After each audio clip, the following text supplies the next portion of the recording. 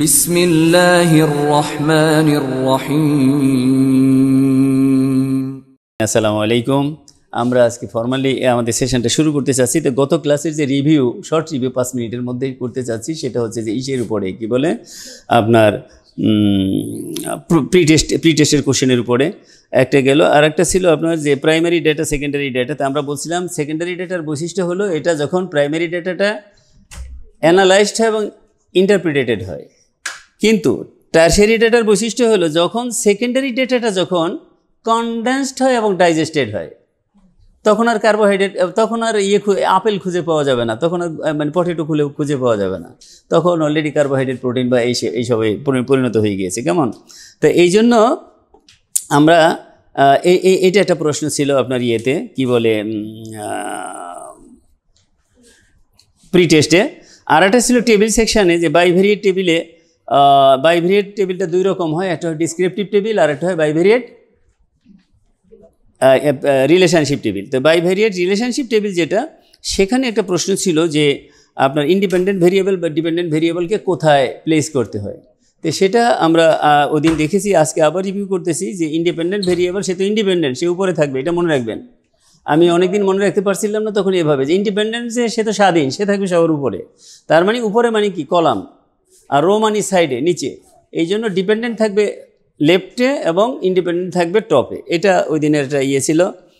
আর একটা ছিল এই তিনটা পর্যন্ত বোধহয়, আচ্ছা এই তিনটা পর্যন্তই ছিল। এরপরে আমরা আজকে হয়তো শর্ট রিভিউতে পাবো ভিজুয়াল প্রেজেন্টেশন।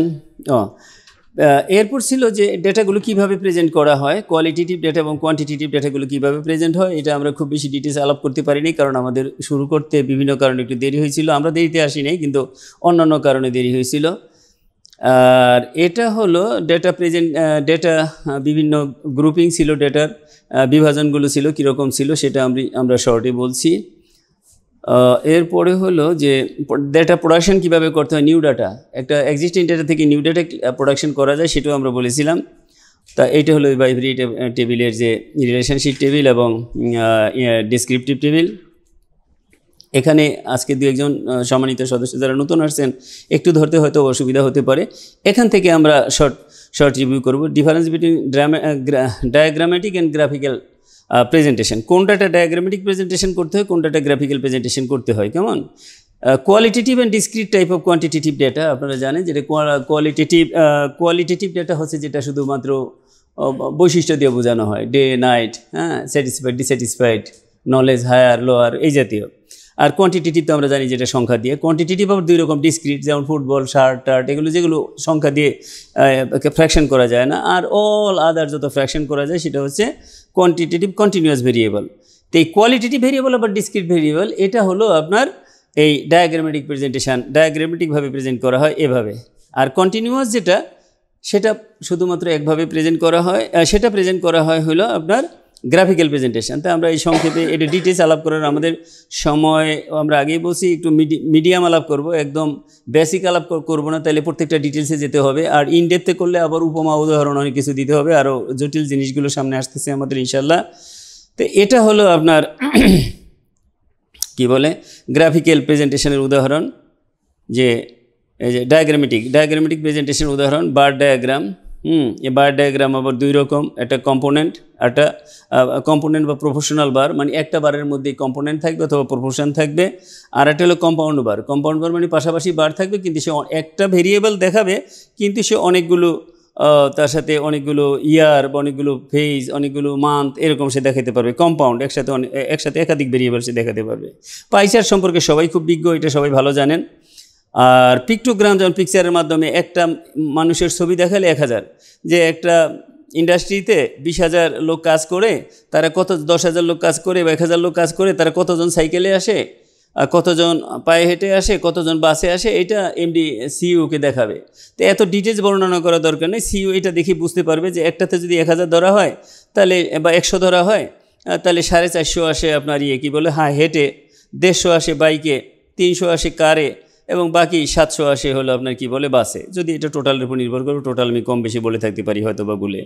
এটা ম্যাপ ডায়াগ্রাম, এটা আপনারা জানেন, সবসময় করেও থাকেন নিজেদের বিভিন্ন প্রেজেন্টেশনের সময়। আর গ্রাফিক্যাল প্রেজেন্টেশন যেটা করা হয় এটা করা হলো কন্টিনিউয়াস ডেটা, কারণ কন্টিনিউয়াস হলো ক্লাস ইন্টারভেল করে করা হয়। ক্লাস ইন্টারভেল একটার সাথে আরেকটা লেগে থাকে, যেমন আপনার 5 থেকে 10 বছর বয়স, আবার 10 থেকে 15 বছর বয়স, তাহলে 5-9 বছর যেদিন শেষ হলো সে পরের দিন থেকেই তো তার 10 বছর শুরু হয়ে গেল, তাহলে এখানে কি গ্যাপ হওয়ার কিন্তু কোনো সুযোগ নাই। এটা হলো কন্টিনিউয়াস টাইপ অফ ডাটা। কেমন? এই কন্টিনিউয়াস টাইপ অফ ডাটাতে কিন্তু এই যে দেখেন বারগুলো দেখতে কিন্তু ওই বার ডায়াগ্রামের মতোই মনে হয়, কিন্তু actually it is not the bar diagram, এটা বলা হিস্টোগ্রাম বলা হয় এটাকে। এই হিস্টোগ্রাম করা হয় হলো শুধু ইসের ক্ষেত্রে, কি বলে কন্টিনিউয়াস ডেটার ক্ষেত্রে। কেমন? এটা আমরা শর্ট যাব, যদি আপনারা বলেন ডিটেলস করতে হবে আমি আবার পরে at the end of the session total কোর্সের পরে আবার রিভিউ ক্লাস নিব, কারণ এখন আমি তাহলে কভার করতে পারবো না, আপনাদের বিনয়ের সাথে আপনাদের কাছ থেকে পারমিশন নিচ্ছি। বার চার্ট এবং হিস্টোগ্রামের পার্থক্য আছে, এটা এই লেভেলের দরকার নেই। এটা একাডেমিক কোর্স যখন হয়, এমপি এমএস বা এমএস এমডির যখন একাডেমিক ক্লাস হয় সেখানে হয়তো দরকার হয়, এটা আপনাদের এই ইন্টেলেকচুয়াল পর্যায়ে এটা লাগবে না। ফ্রিকোয়েন্সি পলিগন, আর একটা প্রশ্ন আপনাদের ছিল যে কুমুলেটিভ কোনটা ছিল মেহরুনটা বলো তো, যে ওজি আমরা আজকে পড়াবো না, সরি, কারণ ওজি পড়াতে গেলে আমাকে আধা ঘন্টা সময় দিতে হবে। ওজির শুধু এতটুকু বলবো, ওজির আর একটা নাম ওখানে ছিল যে others name of the ogive, সেখানে ছিল কুমুলেটিভ হিস্টোগ্রাম, ওখানে ছিল বোধহয় কুমুলেটিভ ফ্রিকোয়েন্সি কার বা এরকম একটা ছিল। ওজির আর একটা নাম হলো কিমুলেটিভ বা কুমুলেটিভ হিস্টোগ্রাম। এই পর্যন্ত আমরা ওজি যদি কেউ জানতে চান একটু পার্সোনালি যদি আমার রুমে আসেন দয়া করে, বা এই যে কোনো আপনাদের ক্লাস ব্রেক বা তাইলে আমি ওজি সম্পর্কে ভালো আলোচনা করে দিব, কারণ ওজিটা অনেক সময় মানে আপনাদের প্র্যাকটিক্যাল লাইফে খুব কমই হয়তো দরকার হতে পারে, কিন্তু নলেজ ইসের জন্য সেক ফর ইউর নলেজ সেক এটা হয়তো ইন্টারেস্টেড থাকতে পারেন কেউ কেউ। এটা আমি এই শর্ট রিভিউ করে এখান থেকে বের হয়ে যাচ্ছি আপনাদের কাইন্ড পারমিশন নিয়ে। যে অংশটুকু আলোচনা করলাম এখানে আপনারা খুব বেশি মজা পাওয়ার কথা না, এবং মজা পাওয়ার জন্য আমি বলি নাই, এটারও শুধুমাত্র শর্ট রিভিউ করেছি যাতে আপনারা গত সেশনটা সম্পর্কে এবং প্রি টেস্টের প্রশ্ন সম্পর্কে একটা বেসিক বা একটা ফান্ডামেন্টাল ধারণা পেতে পারেন। আজকে আমরা মূলত আলোচনা করব variables and population and sampling technique and sample size estimation. পারবো না, তারপরেও চেষ্টা করব। হ্যাঁ, এটা আসলে সম্ভব না, কারণ 17টা সেশনের বেশি আমরা আসলে দিতে পারতেছিলাম না। 17টা সেশনে দিয়েছি এবং সামনে থেকে আমরা চেষ্টা করবো ওইভাবেই কনসাইজ করার জন্য। এই কথাগুলো উচ্চারণ করবো না যে এটা পারবো না ওইটা পারবো না, এটা খুব ভালো প্র্যাকটিস না, বলে ফেলেছি। হোয়াট ইজ ভেরিয়েবল, একজন একটু আমি ওই দিন আপনাদের পারমিশন নিয়েছি যে আপনারা একটু রেসপন্স করবেন কাইন্ডলি, এবং এটাতে আপনারা কোনো করবেন না, কি বলে আপনারা এমব্রেসড হবেন না। Ma'am, what is variable, kindly একটু যদি রেসপন্স করেন, ভেরিয়েবল কি?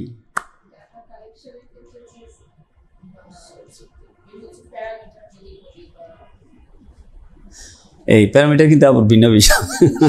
আমরা ছাত্রদেরকে বলি রিসার্চ ইটস এ থিং। পরীক্ষার বোর্ডে একটা ওয়ার্ড যদি তুমি কনফিডেন্ট না হয়, ওই ওয়ার্ডটা উচ্চারণ করবে না, তাইলে তুমি characteristics, characteristics not parameter. Parameter has different meaning, characteristics আমরা বলতে পারি। কেমন স্যার, আর একটু ক্লারিফাই হতে কেউ বলতে পারেন হোয়াট ইজ ভেরিয়েবল? স্যার বলে ফেলবেন, পারমিশন নেওয়া লাগবে না, বলে ফেলবেন। জি করা যায়। হ্যাঁ, থ্যাংক ইউ সো মাচ। আপনারা প্রত্যেকেই কারেক্ট বলছেন, একজনও ভুল বলেন নাই। এই কথাটা আজকে থেকে মনে রাখবেন একদম মৃত্যু পর্যন্ত। ব্যক্তি বস্তু বিষয়, 3টা জিনিস, ব্যক্তি বস্তু বিষয়। কেমন স্যার কিন্তু বড় বই নিয়ে আসছে, স্যার বড় বই।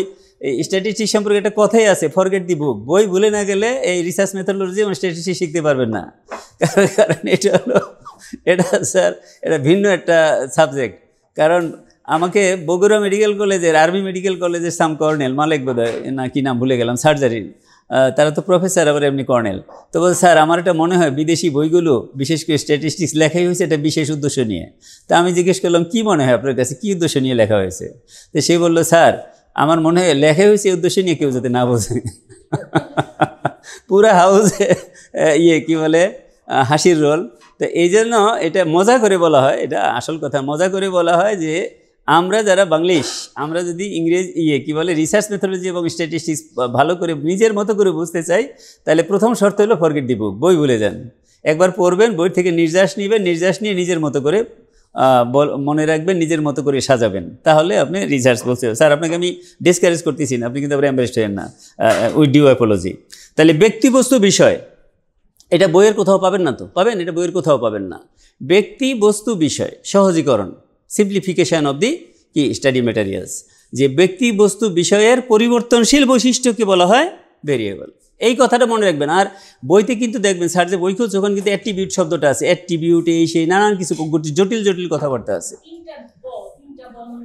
হ্যাঁ হ্যাঁ, ব্যক্তি বস্তু বিষয়, আর কিছু মনে রাখার দরকার নাই। ব্যক্তি বস্তু বিষয়ের পরিবর্তনশীল বৈশিষ্ট্য, এইটা হচ্ছে ভেরিয়েবল। ইংরেজিকরণ করার সময় আপনি যেভাবে করেন, আমি এইভাবে করেছি, আপনি ভিন্নভাবে করতে পারেন। Different aspects of characteristics of individuals matters and on non matter things. Individual মানে পার্সন, পার্সন আবার দুই রকম, হিউম্যান অ্যান্ড নন হিউম্যান। তারপরে হলো ম্যাটার্স, বস্তু, যেটা ওয়েট ওজন আছে, স্থান দখল করে বস্তু। আর একটা হলো বিষয়, যে ওজনও নাই স্থানও দখল করে না, সেটা হলো বিষয়। তাহলে ব্যক্তি বস্তু বিষয়ের পরিবর্তনশীল বৈশিষ্ট্যকে বলা হয় ভেরিয়েবল, এটা মনে রাখবেন। কেমন? বেশি সময় আমরা দিতে পারবো না। উদাহরণ, স্যার আপনার নাম কি? ছোটো মানুষদেরকে তো উদাহরণ দিই। স্যার কী নাম আপনার? হ্যাঁ, সালে। সালে একজন কি ব্যক্তি না, একজন ইন্ডিভিজুয়াল না, হিউম্যান ইন্ডিভিজুয়াল, তাই না? তা সালের আমরা কি কি ভেরিয়েবল পেতে পারি? কুইক বলি না, আমাদের সময় কম, কিন্তু কুইক। সালের কি কি, সালেকে কেন্দ্র করে কি কি ভেরিয়েবল পেতে পারি? ইয়েস, তার আসপেক্টস অ্যান্ড ক্যারেক্টারিস্টিক্স, তাই না? আসপেক্টস অ্যান্ড ক্যারেক্টারিস্টিক্স, তাহলে তা পেতে পারি যে বৈশিষ্ট্য, তার এইগুলো পেতে পারি। কিন্তু এখনও কিন্তু তার দেহের বাইরে আসি, তার দেহের ভিতরে যদি ঢুকি, ম্যাডাম আপনাদের সাবজেক্ট তো অনেক কিছু পেতে পারি না, ফিজিওলজিক্যাল, বায়োলজিক্যাল যে প্যারামিটারগুলো, ওই যে ম্যাডাম বলছিলেন প্যারামিটার, এই এখন প্যারামিটার, অনেক প্যারামিটার তখন পেতে পারি। হ্যাঁ, অনেক কিছু, শত শত হাজার হাজার পেতে পারি। তাহলে সালেকে কেন্দ্র করে এটা হচ্ছে একটা ভেরিয়েবল, তাই না? এটা হচ্ছে ভেরিয়েবল, এই যে ক্যারেক্টারিস্টিক্স। হ্যাঁ, আচ্ছা, পরে আমরা এটা পরে দেখাবো। তারপরে হলো আপনার তার হাইট ওয়েট, এগুলো বললাম। নন হিউম্যান যদি হয়, ইন্ডিভিজুয়াল যদি নন হিউম্যান হয়, কাউ, ক্যাটেল, তাদেরকে নিয়ে স্টাডি হয় না? লাইফ স্টাইল কীভাবে স্টাডি করে না? আগে কোরবানির মাঠে আমরা দেখতাম বিদেশ গরু, ফার্মের গরু, এই 10 বছর আগে দেশি কোনো গরুই নেই। এখন আবার গেলে দেখা যায় ফার্মের গরু আপনি কিনতে চাইলেও তেমন পাওয়া যায় না, দেশি গরু সব ভরা। কারণটা কি? এটা কি এমনি এমনি হয়েছে? এমনি এমনি হয় নাই। ইটস দ্য রেজাল্ট অফ কী বলে রিসার্চ। লাইফ স্টাইল কীভাবে রিসার্চ করে দেখেছে which one is cost effective. ওই গরুটা 10 লাখ টাকা বিক্রি করলেন, কিন্তু আপনার সারা বছর পালন করার জন্য 9 লাখ টাকা খরচ হয়ে গেছে। আর যদি ওই 10 লাখ টাকা দিয়ে আপনি 10টা গরু পালেন, তাহলে আপনার প্রফিট অনেক বেশি হয়। তারা এটা দেখছে, এবং টোটাল যে মিট সেটা অনেক বেশি হবে টোটাল অ্যাগ্রিগেট করলে। দেখেন, এই যে তাদের উপরে তাহলে হয়। একটা সেলফোন, এটার উপর হয় না? আপনি কিছুদিন আগে একটা অ্যাড দিত না, একটা দরজার নিচ দিয়ে ফ্ল্যাশ ডোর। এখন তো ফ্ল্যাশ ডোর সব, আগে তো আমরা স্কুলে আমাদের দরজা ছিল এরকম, বা বাসা বাড়িতে দরজা ছিল এরকম 2 পাল্লাওয়ালা, এখন সব ফ্ল্যাশ ডোর, তাই না? ফ্ল্যাশ ডোরের নিচ দিয়ে একটা ছেলে একটা মেয়েকে এই যে সেলফোন পাঠিয়ে দিচ্ছে। আপনার কি কারো মনে আছে কি অ্যাডটা? এই কয়েক বছর আগে এই অ্যাড দিত পেপারে। তা আমি আমার মিসেসকে বললাম, এই ছেলেটা যে মেয়েটাকে দিতেছে, এত কষ্ট করে দেওয়া দরকার কি? তো এখানে না দিয়ে টিএসসিতে দেখা হবে না, বা ওই যে কি লাভ লাইন বা ওই সমস্ত যেহেতু দেখা হবে, ওই সময় তো দিতে পারে, তাহলে এখন এত কষ্ট করে দেওয়া দরকার কি এটা? তা আমার মিসেস আমাকে গুতাতে বলতেছে, তুমি তো এই কিছুই বুদ্ধিশুদ্ধি নেই। এটা কি ওই জন্য দিছে? এটা দিছে অ্যাড দেখানোর জন্য যে মোবাইলটা কত বেশি কি, নোকিয়ার মোবাইল কত বেশি স্লিম, পাতলা, কত বেশি পাতলা। তাহলে এটা যে দেখালো, এটা কি অ্যাড না? অ্যাড তো। এই যে থিকনেস, এটা কি ভেরিয়েবল? কার ভেরিয়েবল? মোবাইল, সেলফোনের ভেরিয়েবল। তাইলে এইটা হলো বৈশিষ্ট্য, এটা হলো ভেরিয়েবল। সেলফোনের ভেরিয়েবল হচ্ছে যে how much thick it is, থিকনেসের দিক থেকে কোনটা, কস্ট ইফেক্টিভ কোনটা, লনজেভিটি কোনটা, দাম বেশি কোনটা, এই যে বহন করার জন্য সুবিধা কোনটা। ছেলেপেলেরা আজকাল দেখবেন জিন্সের প্যান্ট পরে, ওরা এইভাবে টেনে টেনে বের করে, তাই না? মোবাইল বের করে। এতবার মোটা একটা মোবাইল হলে ওদের জন্য বের করার সমস্যা, ওরা যেন কি পাতলা মোবাইলটা পছন্দ করে। This is the variable. তারপরে হলো আপনার ম্যাটার, এটা তো ম্যাটার বলে ফেললাম। এখন এইটা আপনাদের কাছে প্রশ্ন, নন ম্যাটার থিংস, বাংলা যেটাকে আমরা বলছি বিষয়, ব্যক্তি বস্তু আর কি বিষয়, এইটা আপনাদের বলতে হবে। এরকম একটা ভেরিয়েবল বলেন যে নন ম্যাটার থিংস, বা বাংলায় বিষয়, ইংলিশে নন ম্যাটার থিংস। আমি অনেক ঘাটাঘাটি করছি, ডিকশনারি গুগল ঘাটাঘাটি করে বিষয়ের যে সমস্ত ভার্সান আসে সেগুলো এখানে প্রযোজ্য হয় না, যে সাবজেক্ট বিভিন্ন বিষয়, মানে যেটা সে দেখছি নন ম্যাটার থিংসটা এখানে খাটে, নন ম্যাটার থিংস। পরে একটা সিনিয়রদের একটা ক্লাসেও আমি শেয়ার করলাম, তারও বললো স্যার এইটি বেশি ভালো সেট হয়। নন ম্যাটার থিংয়ের পলিটিক্যাল না স্যার, এটা হলো ইয়ে ও political ideology, yes political ideology, yes এটা হতে পারে। Thank you so much. এটা have a big clap, have a big clap, have a big clap. Ideology, তাই না? আইডিওলজি ডিফারেন্ট, হ্যাঁ, Islamised, non Islamised, democratic, non democratic, তাই না? আর দু একটা বলেন। এনার্জি, হ্যাঁ এনার্জি যদি হয় তাহলে এনার্জির কি ভেরিয়েবল? এনার্জি তো হলো আপনার বিষয়, এটার ভেরিয়েবল কি হবে? সোর্স অফ এনার্জি, এস হতে পারে, সোর্স অফ এনার্জি হতে পারে, টাইপস অফ এনার্জি এটা হতে পারে, ডিজিজ হতে পারে না? ডিজিজটা কি বিষয় বা নন ম্যাটার থিংস, এটার ভেরিয়েবল কি কি হবে? আসপেক্টগুলো, প্রিভিলেন্স, ইনসিডেন্স, আর কি হতে পারে বলেন তো?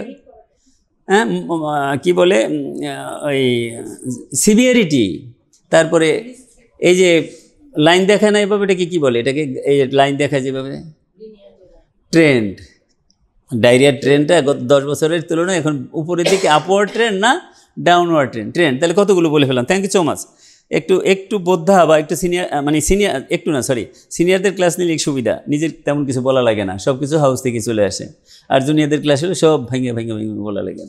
তাহলে এখানে দেখেন আসপেক্টস, হ্যাঁ, ক্যারেক্টারিস্টিক্স, আসপেক্টস, ওই যে human individual, non human individual, matter and non matter thing. এটা সারা জীবন মনে রাখবেন। আপনাদের বেশি ভয় দেখাচ্ছি না, বারবার বলে রাখছি, আপনাদের বেশি অত্যন্ত মাইনটলি এবং কি বলে জানতে হবে আরেকটা কারণে, নিজের জন্য না, স্টুডেন্টের জন্য। কারণ আপনার যেভাবে পোস্ট গ্রাজুয়েশন কোর্সগুলো ছড়াচ্ছে, আপনাদের এখনই করতে হচ্ছে, যারা সিনিয়র মকবুল স্যারকে তো এখনই করতে হচ্ছে, সামনে আপনাদের অনেককেই কিন্তু থিসিস গাইড করতে হবে।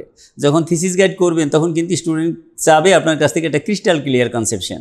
তো এই to have the crystal clear conception বিষয়গুলোকে আপনাদের একটু চিন্তা ভাবনা করতে হবে। কেমন? আমরা এখন যেটা আলোচনা করব সেটা হচ্ছে যে ক্লাসিফিকেশান অফ ভেরিয়েবল। দুইভাবে ক্লাসিফাই করা যায়, এটা আপনারা জানেন। অনেক সময় ছাত্ররা এলোমেলো করে ফেলে, কারণ একটা তো হচ্ছে যে functional classification, independent, dependent, intermediate, confounding and compound. এটা আপনারা, আমি অত ডিটেলস আলোচনা করব না, সুপারফিশিয়ালি যাব স্লাইডগুলো, কারণ আজকের স্লাইডে ঢুকতে হবে আমাদের। ডিপেন্ডেন্ট আপনারা জানেন যে অন্যের উপর ডিপেন্ড করে, যেমন ওয়েটের উপর এজ ডিপেন্ড করে না, এইজের উপর ওয়েট ডিপেন্ড করে, ওয়েট ডিপেন্ড করে। তাহলে এটা আমাদের ব্যাখ্যা করে এই সেশনে অন্তত বোঝানো দরকার নাই। আমাদের যেটা বোঝানো দরকার আছে তিনটা জিনিস। একটা হচ্ছে ইন্টারমিডিয়েট ভেরিয়েবল, আর একটা হচ্ছে কনফাউন্ডিং ভেরিয়েবল, আর একটা হচ্ছে কম্পাউন্ড ভেরিয়েবল। এই তিনটা একটু আলোচনার দাবি রাখে। What is intermediate variable? Thank you so much. আর বলা লাগবে না, একটা ক্লিয়ার দিই আমরা মাঝখানে। হ্যাঁ, confounding, what is the difference between intermediate and confounding? লুকায়িত, হ্যাঁ, ফাংশনাল দিক থেকে এটা করি, তাহলে তো সেটা হয় not intermediate. Why it is not intermediate?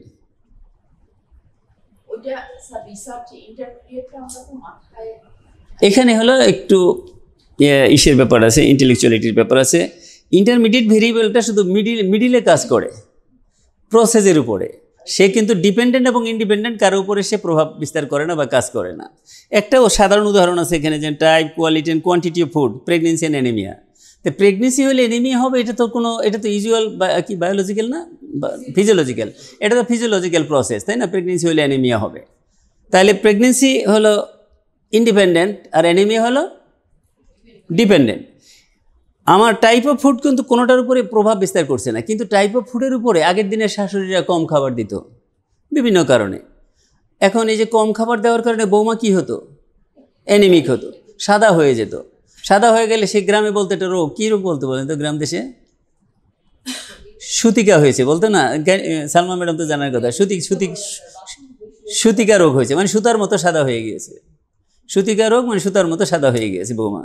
তো এখনকার দিনে শাশুড়িরা কী করে? বৌমার পিছিয়ে ঘুরে খাবার নিয়ে, এটা খাও ওইটা খাও। আবার বিয়ান সাহেবকে কমপ্লেন করে যে আপনার মেয়ে খায় না, আপনি আসেন একটু খাওয়াই দিয়ে যান। তার মানে কী হয়? বৌমা আর হয় না, অ্যানিমিক হয় না। তাহলে এ কাজ করছে কোথায়? মিডিলে কাজ করতেছে। এ কিন্তু ডিপেন্ডেন্ট এবং ইন্ডিপেন্ডেন্ট কোনোটার উপরেই কিন্তু সে কাজ করছে না। Where is about confounding? এখানে কিন্তু আমাদের, হ্যাঁ, জুনিয়র লেভেলে যারা বিগিনার, এমপিএস ফার্স্ট পার্ট পরীক্ষা দিচ্ছে বা এরকম, বা তাদের জন্য এটা জরুরি না, কিন্তু একটু হায়ার যখন সিনিয়র হবে তখন তার জন্য ইন্টারমিডিয়েট এবং কনফাউন্ডিং। কিন্তু এখানে আবার কথা আছে, যখন আপনি অ্যানালাইসিস করবেন, theoretical knowledge and practical knowledge, practical ইমপ্লিকেশনের মধ্যে কখনো কখনো কিছু গ্যাপ থেকে যায়। থিওরিটিক্যালি এটা আমাদের বোঝার জন্য, কিন্তু যখন অ্যানালাইসিস করবেন তখন কিন্তু কনফাউন্ডিং এবং ইন্টারমিডিয়েট কিন্তু একসাথে হয়ে যাবে, একসাথে হয়েই কিন্তু তারা তখন এসপিএসসিসে ঢুকবে, সেখানে কিন্তু ডিফারেন্সটা থাকবে না। কিন্তু তারপরে আমাদের থিওরিটা জানতে হবে কী জন্য, যেহেতু আমরা থিওরির নলেজটা তো ইমপ্লিকেশন করবো ইন আওয়ার প্র্যাকটিক্যাল লাইফ।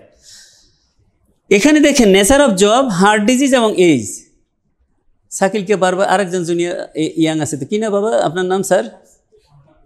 হ্যাঁ, ডাক নাম কি? হাসান, ওয়ালিদ। আচ্ছা ওয়ালিদের এইজ এবং আমার এইজ, আমরা দুজনেই যদি একটা চাকরি পাই, একই চাকরি, ওরটাও 5 লাখ টাকা বেতন, 5 লাখ টাকা বেতন, কিন্তু একটা চাকরি হলো ঢাকায় থাকতে হবে, অফিস ডিউটি, গাড়ি দিবে, বাসায় যাওয়া আসা এবং অফিস করা। আর একটা হলো সারা বাংলাদেশ ট্রিপ করা যাবে, বেতন তো থাকবেই, তার বাইরে ট্রিপ করবে, সে ইচ্ছা করলে তার পার্টনারকে মানে স্পাউসকে নিয়ে যেতে পারবে এবং কি বলে ডোমেস্টিক এয়ার ফ্যাসিলিটিস দিবে। এই জবটা যদি হয়, ন্যাচারালি ব্যক্তিগত চয়েস আলাদা হতে পারে, ইউজুয়ালি বেশিরভাগ ক্ষেত্রে ওয়ালিদ কোন জবটা পছন্দ করার কথা? পরেরটা। কেননা সে ভাববে যে তার নতুন মিসেস, তাকে নিয়ে বিনা টাকায় অফিসের টাকায় সে ট্রাভেল করতে পারবে, বিভিন্ন জায়গায় যাবে, ঢাকা যাবে, রাজশাহী যাবে, চিটাগাং যাবে, এয়ারে যাবে, ঘুরবে, দেখবে, দেশের বিভিন্ন জায়গায় দেখবে এবং মাঝে মাঝে সপ্তাহে 1-2 দিন ঢাকায় অফিস করবে। কিন্তু আমি কোনটা চুজ করার কথা? ডেফিনেটলি কি ঢাকারটা, তাই না? কারণ কি, আমি তো এখন এই বয়সে ট্রাভেল করতে চাবো না। তাইলে এই যে নেচার অফ জব, এই এজটা কিন্তু কাকে ইনফ্লুয়েন্স করতেছে? নেচার অফ জব চুজ করার ক্ষেত্রে ইনফ্লুয়েন্স করতেছে। আবার স্যারের সাবজেক্ট, আবার হার্ট ডিজিজ হওয়ার যে প্রবণতা, এটা কি ওয়ালিদের বেশি না আমার বেশি? বয়সের কারণে আমার বেশি।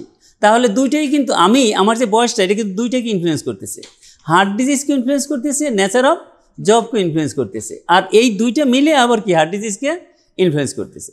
তো এই জন্য ইন্টারমিডিয়েট ভেরিয়েবল এবং কনফাউন্ডিং ভেরিয়েবলের মধ্যে ডিফারেন্স হলো, ইন্টারমিডিয়েট ভেরিয়েবল শুধুমাত্র প্রসেসের উপরে ইফেক্ট করে, কিন্তু আপনার কনফাউন্ডিং ভেরিয়েবলটা ডিপেন্ডেন্ট এবং ইন্ডিপেন্ডেন্ট বোথ দি ভেরিয়েবলসের উপরে সে ইনফ্লুয়েন্স করে। আমি কি বোঝাতে পেরেছি? Thank you.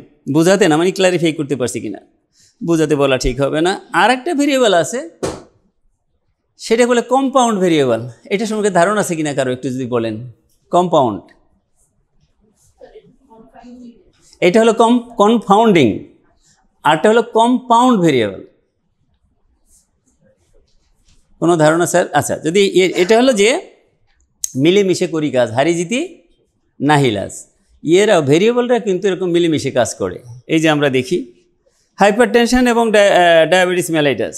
হাইপারটেনশন থাকলে তার নন হাইপারটেনসিভের থেকে হাইপারটেনসিভের ইসের পসিবিলিটিটা বেশি থাকে, কি বলে, হার্ট ডিজিজের। আবার ডায়াবেটিকেরও নন ডায়াবেটিকের থেকে এটা কি বেশি থাকে না কম থাকে? বেশি থাকে। তাহলে একজনের যদি হাইপারটেনশনও থাকে, ডায়াবেটিসে থাকে, তার আরও বেশি থাকে। তাইলে এটা জয়েন্টলি, এবং এটাকে বলা হয় একে 2 না, 2 4 না, 2 একজন 6। স্যারকে একটা clap, big clap, have a big clap. এই বড় স্যাররা যদি একটু থাকেন উপস্থিত, তাহলে আমাদের কি বলে গ্লোরিফাই হয় এবং আমাদের সেশনটা কি বলে ব্রাইট হয়। কেমন? 2 5 বা 6, এটাকে বলে ইন্টেন্সিফিকেশন।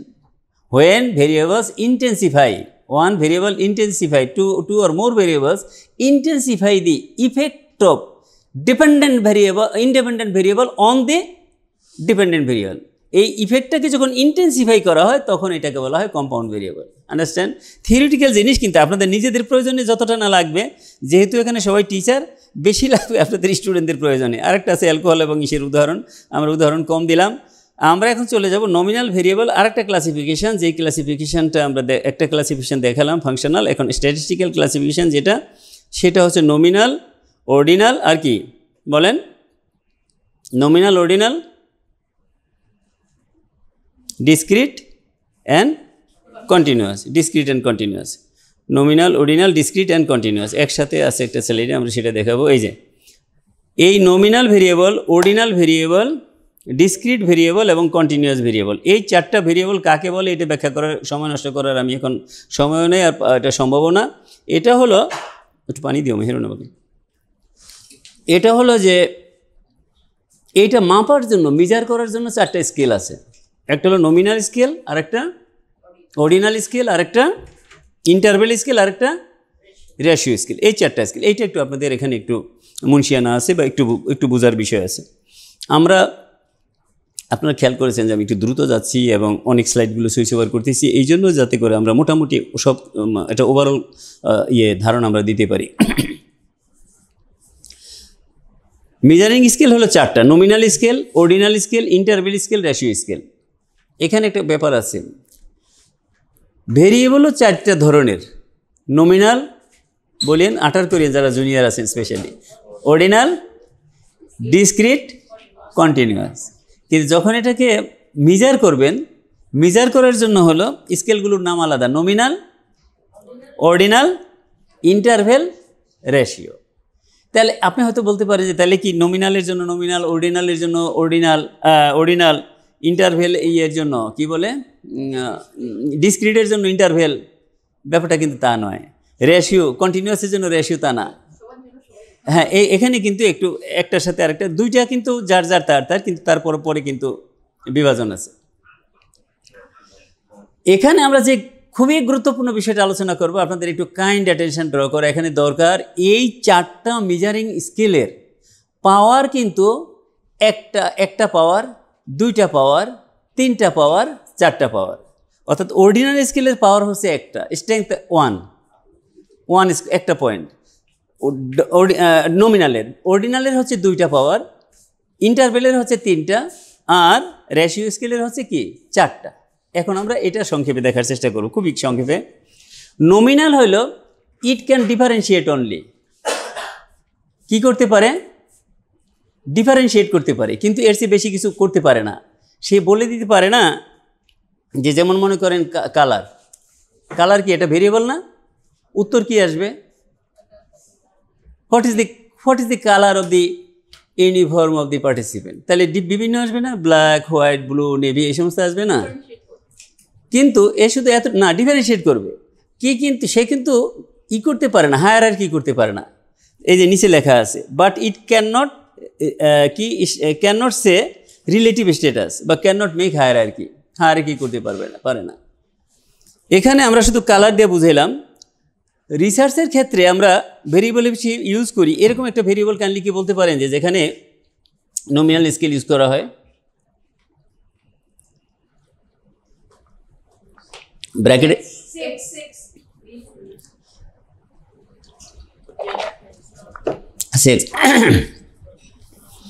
এখনকার দিনে অবশ্য আর নমিনাল কি সাধারণ বোধ নাকি না, এরকমই তো হওয়ার কথা, মানে সাধারণ ডিকশনারি মিনিং যাবে।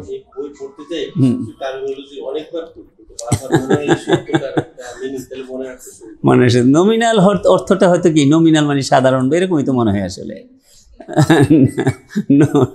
নেম থেকে নমিনাল না বোধ হয়। আমরা মানে আরে নমিনাল থেকে, এটা নিয়ে তো মাইন্ড করিস না দোস্ত, ভেরি নমিনাল, এরকম আর কি হইতে পারে হয়তো।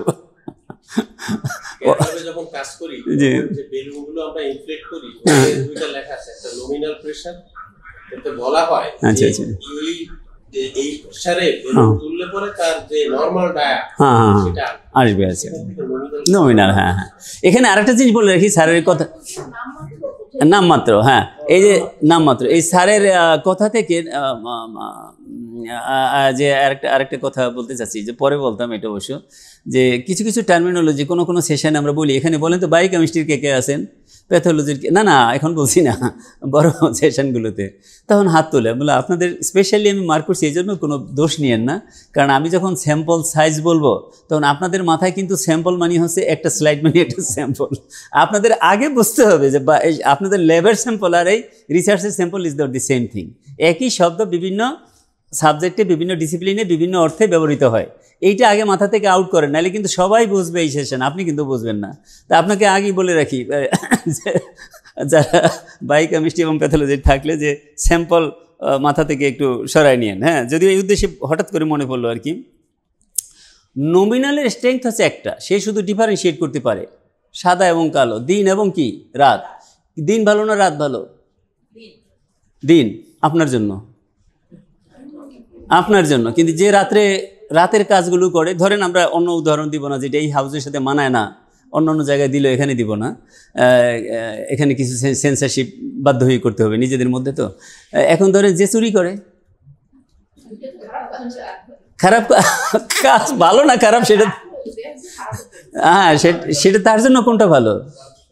রাত ভালো না, যে এখন নাই। আগে আমরা যারা গ্রামের সন্তান আমরা জানি, বা আপনাদের আগের জেনারেশন অনেকেই হয়তো গ্রামে থেকে থাকতে পারে, যে গ্রামে আপনার মাটির ঘর থাকতো, জিয়া জানার কথা, যে অনেক উঁচু, ওটা পিড়া বলে আমাদের এলাকায়, অন্য এলাকায় কী বলে জানি না, যে পিড়াই বলে। সেই পিড়া কেটে স্লাইস করে কেটে তারপরে ঘরে ঢুকতো। এটা বলে শীত কাটা। শীত দন্তস্বয় রসইকার চন্দ্রবিন্দু শীত, শীতেল চোর, এর থেকে নাম আসে শীতেল চোর। এই শীত কেটে যে চুরি করে তারপরে গায়ে ওই যে দেখাইতো যাতে ধরলে পিছলে চলে যায়। এখন সে তার জন্য তো রাত ভালো, ডাকাতি করে তার জন্য রাত ভালো, তাই না? এখন এই জন্য সে শুধু ডিফারেন্সিয়েট করতে পারে, but can not make hierarchy. Say hierarchy তৈরি করতে পারে না। অর্ডিনাল ভেরিয়েবল, তার পাওয়ার কিন্তু আরেকটা বাড়লো, সে ডিফারেন্সিয়েটও করতে পারে এবং হায়ারার্কিও মেক করতে পারে। কীরকম উদাহরণ দেন তো? যেমন knowledge, satisfaction, poor satisfaction, higher satisfaction, scoring করে যে আমরা করি, নলেজের করি। রেজাল্ট, যে এখন A plus A minus, A plus is higher than কি এ মাইনাস, তাই না? হায়ার কি না? তারপরে বিশেষ করে যে আপনার knowledge, higher knowledge, excellent knowledge. Excellent knowledge and fair knowledge, এই দুটোর মধ্যে কোনটা বেশি উপরে? Excellent. Fair knowledge and poor knowledge কোনটা বেশি উপরে? তা হাউ মাস উপরে? কতটুকু উপরে হলে সেটাকে ফেয়ার বলবো, আর কতটুকু উপরে হলে সেটাকে পুয়ার বলবো? এটা পারে না। It is the limitation of ordinal variable. Ordinal variable can differentiate and can make hierarchy, but how much can not measure the difference. ডিফারেন্সটা মেজার করতে পারে না। This is the limitation of the কি ordinal variable. Number 3, আমাদের এটা basic কোর্সও না, advance কোর্সও না, মাঝামাঝি। এই জন্য কিছু কিছু জিনিস কিছু জিনিস আপনার থিওরিটিক্যাল মনে হবে। সেটা আবার বলছি যে আপনার জন্য যতটা প্রয়োজন তার চেয়ে বেশি প্রয়োজন হবে, আপনি স্টুডেন্টকে গাইড করবেন সেই জন্য, এবং নিজের জন্য প্রয়োজন। 3 নম্বরে হলো ইন্টারভেল স্কেল। এটার ব্যবহার সমাজে খুবই কম, রিসার্চারদের মধ্যে এটার ব্যবহার খুবই কম। আমার জানা মতে 2টা ক্ষেত্রে ব্যবহার করে, একটা হলো টেম্পারেচারের ক্ষেত্রে ব্যবহার করে, আর একটা হলো এই আইকিউ মেজারিং বা আইকিউ কম্পেয়ারিং করার ক্ষেত্রে ব্যবহার করে। এখানে তার স্ট্রেংথ আরেকটা বেশি। Can differentiate 10 degree centigrade and 20 degree centigrade. এটার মধ্যে ডিফারেন্স আছে না? ডিফারেন্স আছে, ডিফারেন্সিয়েট করে। And can make hierarchy also. 20 degree centigrade is higher than 10 degree centigrade, তাই না? আচ্ছা, and can say how much higher? 20 degree centigrade is 10 degree higher than 10 degree. 10-এর সাথে 10 দুইবার 10 হয়ে যায়, 15 ডিগ্রি বলি তাহলে ভালো হয়। 15 degree centigrade and 20 degree centigrade. 20 degree সেন্টিগ্রেডের থেকে 20 ডিগ্রি সেন্টিগ্রেড 15 ডিগ্রি থেকে কত ডিগ্রি বেশি? 5 ডিগ্রি বেশি। তাহলে it can say how much, যেটা অর্ডিনাল ভেরিয়েবল কী করতে পারে? অর্ডিনাল স্কেল করতে পারে না, ঠিক আছে? আচ্ছা, কিন্তু কি করতে পারে না? এর একটা লিমিটেশন আছে। ইট ক্যান নট মেক, বলেন, it can not make ratio. Do think 20 degree centigrade is higher than 10 degree, double than 10 degree centigrade? কারণ 20-কে তো 10 দিয়ে ভাগ করলে 2 হয়, কিন্তু আমরা বলতে পারবো না 2 গুণ টেম্পারেচার, কারণ 1 ডিগ্রি বাড়লেই তো আমরা টেম্পারেচারে থাকতে পারি না। এটা সাইন্টিফিক্যালি 2 ডিগ্রি নয়, কারণ সায়েন্টিস্টরা বলতেছেন যে এর তো কোনো ইয়ে লেভেল নাই, জিরো, আরবিটারি জিরো, কিন্তু অরিজিনাল জিরো নাই। তো আমরা যে সেন্টিগ্রেড বলেন আর ফারেনহাইট বলেন, আমার মোবাইলটা আনছে কিনা ওই ড্রাইভারের কাছ থেকে, 2 গুণ বেশি, এরকম না, অনেক অনেক অনেক অনেক অনেক গুণ বেশি। এটাকে বলছে যে ইট ক্যান নট মেক কি রেশিও। কেমন? রেশিও স্কেলটা এটার কোনো উদাহরণ দেওয়া দরকার নাই। যত কন্টিনিউয়াস ভেরিয়েবল আছে, সকল কন্টিনিউয়াস ভেরিয়েবলই কী করতে পারে? রেশিও তৈরি করতে পারে। ইনকাম বলেন, স্যারের ইনকাম মাসে হয়তো 1 কোটি টাকা, আমার ইনকাম 1 লাখ টাকা, তাহলে স্যারের ইনকাম কত গুণ বেশি? বা 90 লাখ টাকা, আমার ইনকাম হয়তো 1.5 লাখ টাকা, তাহলে কত গুণ বেশি? এটা অঙ্ক করে এত গুণ। মুখী স্যার আবার বাদ গেলে মাইন্ড করবে যে আমারে বলে নেই। সমান বলবো না কম বলবো, এটা আবার একটা সমস্যা। তবে সার্জারি আর মেডিসিনের মধ্যে একটু তো ডিফারেন্স থাকে। আচ্ছা, ঠিক আছে। এখান থেকে আমরা নমিনাল স্কেল, অর্ডিনাল স্কেল এটা আমরা বলছি। আমরা এখানে সুইচ ওভার করবো সঙ্গত কারণেই, আপনাদের অনুমতি নিয়েই করব, কারণ এটাও আমাদের গত সেশনের জন্য বরাদ্দ ছিল, কিন্তু আমরা গত সেশনে আমরা পারিনি সময় বের করতে, এই জন্য এটা দিয়ে গেছে। স্যার স্যার স্যার যে আমরা বিভিন্ন সময় বলি যে কি কি প্যারামিটার নেওয়া হচ্ছে, ভেরিয়েবলের প্যারামিটার বলতে পারছেন স্যার? স্যার এটা এখন আলোচনা করব না, প্যারামিটার পরে আসতেছি। হ্যাঁ ইনশাআল্লাহ, মনে রাখেন আপনি কাইন্ডলি, এটা আজকে করব। হ্যাঁ হ্যাঁ, না সিনোমিক্স না, প্যারামিটারের সাথে স্ট্যাটিস্টিক, এটা আমরা পরে যাব। হ্যাঁ, তো এখন সংক্ষেপে বলে রাখি, characteristics of population is parameter. Characteristics of population is parameter. আজকে এর ফার্দার প্রশ্ন স্যার আজকে করিয়ে না, কারণ আজকে আমরা এটা আলাদা আমাদের এজেন্ডা আছে। আর characteristics of sample is statistic. Characteristic এই যে বলছি, যে এখন বললে মানে অনেকেই কাছে একটু তাকায় থাকবেন, এই জন্য আমরা সময় বলবো। স্যারকে ধন্যবাদ প্রশ্ন করার জন্য, রেইজ করার জন্য। স্যার আবার মাঝে মাঝে জটিল প্রশ্ন করে আমার আটকায় ফেলাইন না।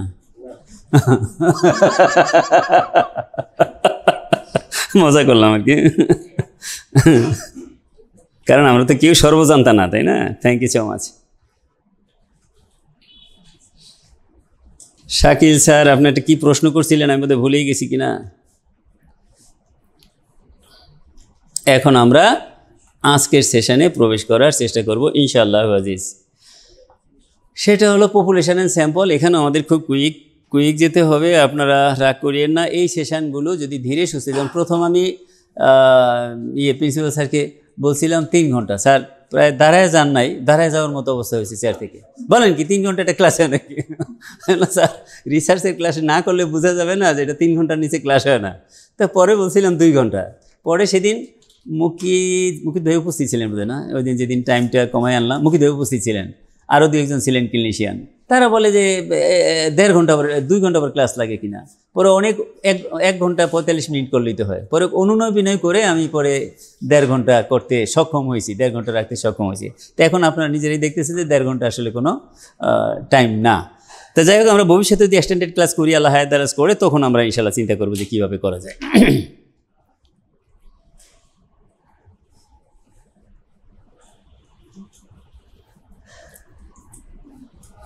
পপুলেশন কি, স্যাম্পল কি, এটা আপনারা জানেন যে টোটাল হোল ইন্ডিভিজুয়ালগুলো যাকে নিয়ে গবেষণা করা হয় সেটা হচ্ছে পপুলেশন। আমি যদি এখন যে মেডিকেল স্টুডেন্টদেরকে নিয়ে 4th ক্লাস মেডিকেল স্টুডেন্টদেরকে নিয়ে করি, তাহলে তখন আমি 4th ক্লাস মেডিকেল স্টুডেন্টরা হবে আমার পপুলেশন। তাদের মধ্যে থেকে যাদের যে কজনকে আমি নিব বাইসা, সেই কজন হলো কি আমার স্যাম্পল, সেই কজন হলো আমার স্যাম্পল।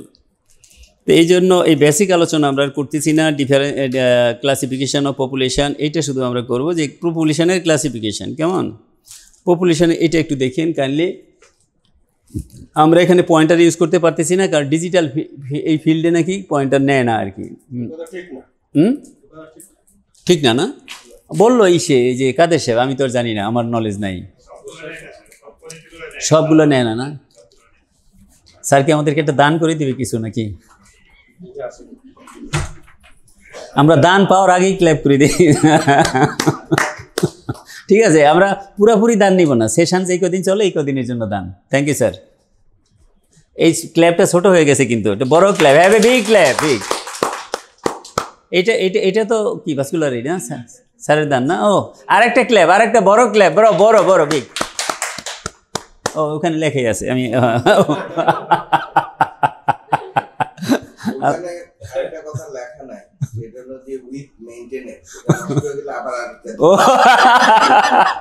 এবং তারপরেরটা আমরা কি মুকি স্যার আছে ওইটা, হ্যাঁ ওইটাই দিয়েছিলাম, এটা নেই আছে। জি, থ্যাংক ইউ স্যার। তাহলে জেনারেল পপুলেশন আর কনসেপচুয়াল পপুলেশন, তার নিচের ধাপে টার্গেট পপুলেশন, তার নিচের ধাপে অ্যাক্সেসিবল পপুলেশন, তার নিচের ধাপে স্টাডি পপুলেশন আর রেফারেন্স পপুলেশন। এর থেকে উঠে আসে স্টাডি গ্রুপ বা স্যাম্পল কেজ অ্যান্ড কন্ট্রোল, দুইটাই স্যাম্পল, কেজও স্যাম্পল, কন্ট্রোলও স্যাম্পল। আমরা এখন সংক্ষেপে দেখার চেষ্টা করব যে আসলে সংক্ষেপে বারবার এই জন্য বলতেছি যে আসলে আমাদের এই রিসার্চটা আমরা করব।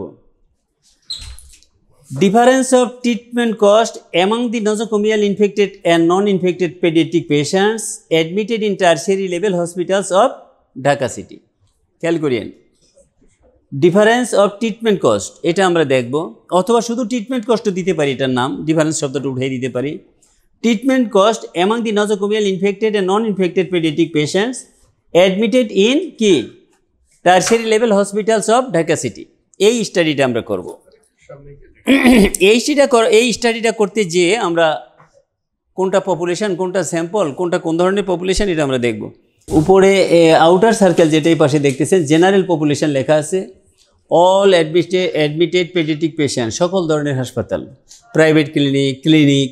কারণ আমি যদি টারশিয়ারি লেভেলের হসপিটালে করি স্টাডিটা, তাহলে এতে তো আমি একটা সেন্স পাবো যে বাংলাদেশে যত রোগী ভর্তি থাকে ঢাকা শহরে শিশুরা, তাদের মাসুম শুনো, তাদের নজোকোমিয়াল ইনফেকশন, আমার মোবাইলটা উপরে রেখে আসো তো আমি আনতে যাচ্ছি। আচ্ছা আচ্ছা, তাদের মধ্যে হসপিটাল অ্যাকর্ড ইনফেকশন হওয়া এবং না হওয়ার ক্ষেত্রে ট্রিটমেন্ট কস্টের কোনো পার্থক্য হয় কি না, এটা আমি একটা সেন্স পাবো না। এই পপুলেশনটাকে বলা হয় যে ঢাকা শহরে যত, বাংলাদেশ উল্লেখ করলে বাংলাদেশ, আমি তো উল্লেখ করছি ঢাকা শহর, এই জন্য population say also population gives an idea about the territory or about the level of কি বলি স্টাডি, আপনার কোনটাকে কাভারেজ অফ স্টাডি। আপনি কি বাংলাদেশ কভার করতেছেন, ঢাকা ডিস্ট্রিক্ট কভার করতেছেন, না ঢাকা সিটি কভার করতেছেন, এটা কিন্তু পপুলেশনে আপনাকে বলে দিবে। এই জন্য পপুলেশনকে বলা হয় সেলফ ইন্ট্রোডাক্টরি, নিজের পরিচয় নিজে দেয়, পপুলেশনকে পরিচয় করাই দিতে হয় না। তো এখন এই পপুলেশনটাকে বলা হয় হলো আপনার জেনারেল পপুলেশন অথবা কনসেপচুয়াল পপুলেশন। কিন্তু আমার টার্গেট কি বলেন একটু, জুনিয়র যারা আছেন বিশেষ করে শাকিল ভাই, আপনাদের উপরে দায়িত্বটা বেশি, শাকিল স্যার আর কি স্যার, ওয়াহিদ স্যার, আপনাদের দায়িত্বটা বেশি। যে আমার টার্গেট হলো কি টারশিয়ারি লেভেল হসপিটাল, তাই না? আমার আবার দেখেন মনে না থাকলে টাইটেলটা হইল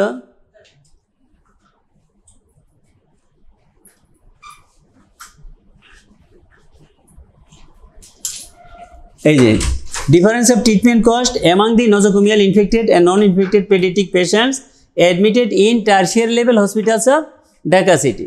টারশিয়ারি লেভেলটা হলো কি আমার টার্গেট। তাহলে আমি অল পপুলেশন থেকে ঢাকা শহরে যত হাসপাতালে যত পেডিয়াট্রিক রোগী ভর্তি হয় তারা হলো আমার কনসেপচুয়াল পপুলেশন। এটা বোঝার কিন্তু দরকার। এখন আমরা কিন্তু প্র্যাকটিক্যাল পার্টে ঢুকতেছি আস্তে আস্তে, এগুলি কিন্তু আমাদের সকলের জন্যই দরকার হবে। আর্টিকেল লেখার ক্ষেত্রে, বিদেশি জার্নাল বোঝার ক্ষেত্রে কেমন এগুলি আমাদের দরকার হবে। তাহলে আপনার জেনারেল পপুলেশন হলো ঢাকা শহরে যত রোগী ভর্তি হয় যে কোনো লেভেলের হসপিটালে, অথবা এটাকে কনসেপচুয়াল পপুলেশনও বলা যেতে পারে। আর টার্গেট পপুলেশন হলো যে আমার টার্গেট কি, আমার টার্গেট আমি দেখব টারশিয়ারি লেভেল হসপিটালে কী পরিমাণ রোগী ভর্তি হচ্ছে এবং তাদের কীরকম ট্রিটমেন্ট কস্টের ডিফারেন্সটা কীরকম। এই জন্য টারশিয়ারি লেভেল হসপিটালের যে ইয়েটা কমে আসছে, দেখেন এখানে সার্কেলটা ছোট হয়ে আসছে, এই যে ইয়েলো ধরনের সার্কেল, এইটা হলো টার্গেট পপুলেশন। এখন ঢাকা শহরে যতগুলো টারশিয়ারি লেভেল হসপিটাল বর্তমানে আছে, আগে তো কম ছিল, একসময় একটা দুইটা ছিল, এখন তো 30টা হবে কমের পক্ষে। এখন 30টা টারশিয়ারি লেভেল হসপিটালে অ্যাক্সেস করা আমার পক্ষে সম্ভব না, তাহলে রিসার্চের প্রয়োজন হতো না। আমরা আসতেছি সামনে স্যাম্পলের প্রয়োজনীয়তা কী। এখন তাহলে আমি যেই কোটাতে সিলেক্ট করবো পারপাসিভলি যে এইটাতে আমি স্যাম্পল নিব, অ্যাক্সেস আমার নিজে আমি সেলফ অ্যাক্সেস তৈরি করে নিব, সেটা হলো অ্যাক্সেসিবল পপুলেশন। আমি যদি চিন্তা করি একটা প্রাইভেট হসপিটাল নিব, পিওরলি শিশু বা নিব, তাহলে প্রাইভেট বা সেমি প্রাইভেট বলতে পারেন, আমি শিশু হাসপাতাল নিতে পারি। আমি একটা পিওর প্রাইভেট হসপিটাল নিব, আমি ইবনে সিনা মেডিকেল কলেজ হসপিটাল নিতে পারি। আর একটা আমি পিওর গভর্নমেন্ট হসপিটাল নিব, আমি ঢাকা মেডিকেল কলেজ হসপিটাল নিতে পারি। কথার কথা এটা আমি বললাম, আপনারা ভিন্ন রকমও করতে পারেন। তাহলে ঢাকা মেডিকেল কলেজ হসপিটাল, শিশু হসপিটাল এবং ইবনে সিনা মেডিকেল কলেজ হসপিটাল, এই তিন ক্যাটাগরির হসপিটাল যে আমি নিলাম, এই তিনটাতে যেই রুগীগুলো আমি পাবো সেটা হচ্ছে কি আমার অ্যাক্সেসিবল পপুলেশন। তাহলে স্টেপিংটা করেন, ওই যে স্টেপিং ছিল না এর আগে, যে উপরে ছিল, থাক বারবার শিফট করার দরকার নাই, উপরে ছিল হলো আপনার জেনারেল পপুলেশন অথবা কনসেপচুয়াল পপুলেশন, তারপরে নামলো টার্গেট পপুলেশন, তারপরে নামলো অ্যাক্সেসিবল পপুলেশন। এখন দেখেন অ্যাক্সেসিবল পপুলেশনের নিচে যে বড় বৃত্তটা, কেমন বড় বৃত্তটা, সেটা হলো সবারই কি হবে, সবারই কি নজরকুমিয়ার ইনফেকশন হবে? সবার তো নজরকুমিয়ার ইনফেকশন হবে না, কিছু সংখ্যকের নজরকুমিয়ার ইনফেকশন হবে, আর অধিকাংশেরই কি নজরকুমিয়াল ইনফেকশন হবে না। তাইলে এই যে নন নজরকুমিয়াল, নট ডেভেলপড, এই নন নজরকুমিয়াল যে পার্টটা, এরা হলো কি রেফারেন্স পপুলেশন। আর আমি হয়তো ভালো যদি গ্রাফিক্স করতে পারতাম তাহলে এটা আরও বেশি ভালোভাবে বোঝাতে পারতাম। আর নজরকুমিয়াল ইনফেকশন হয়েছে, নজরকুমিয়াল ইনফেকশন হয়েছে, এটা হলো আমার কি স্টাডি পপুলেশন। আর এই যেই পার্টটার ব্যাপক পার্টটারই কি 9 গুণ পার্টটার হয় নাই, তারা হলো রেফারেন্স পপুলেশন। আর এই পুরাটা মিলে হলো কি বলেন তো, কি পপুলেশন? পুরাটা মিলে অ্যাক্সেসিবল পপুলেশন। তাহলে অ্যাক্সেসিবল পপুলেশনের মধ্যে প্রায় 9 ভাগের মতো আনুমানিক তাদের হবে না, কি বলে লিটারেচার বলে তাদের নজরকুমিয়াল ইনফেকশন হবে না, তারা হলো রেফারেন্স পপুলেশন। আর লিটারেচার বলে প্রায় 10 ভাগের 1 ভাগ হবে, তারা হলো স্টাডি পপুলেশন। এই রেফারেন্স পপুলেশনের ভিতর থেকে যে স্যাম্পলটা আমি নিব, সেই স্যাম্পল হলো কি কন্ট্রোল। আর এই স্টাডি পপুলেশনের ভিতর থেকে যে স্যাম্পল নিব সেটা হচ্ছে কেস। এই হলো কেস এবং কন্ট্রোল।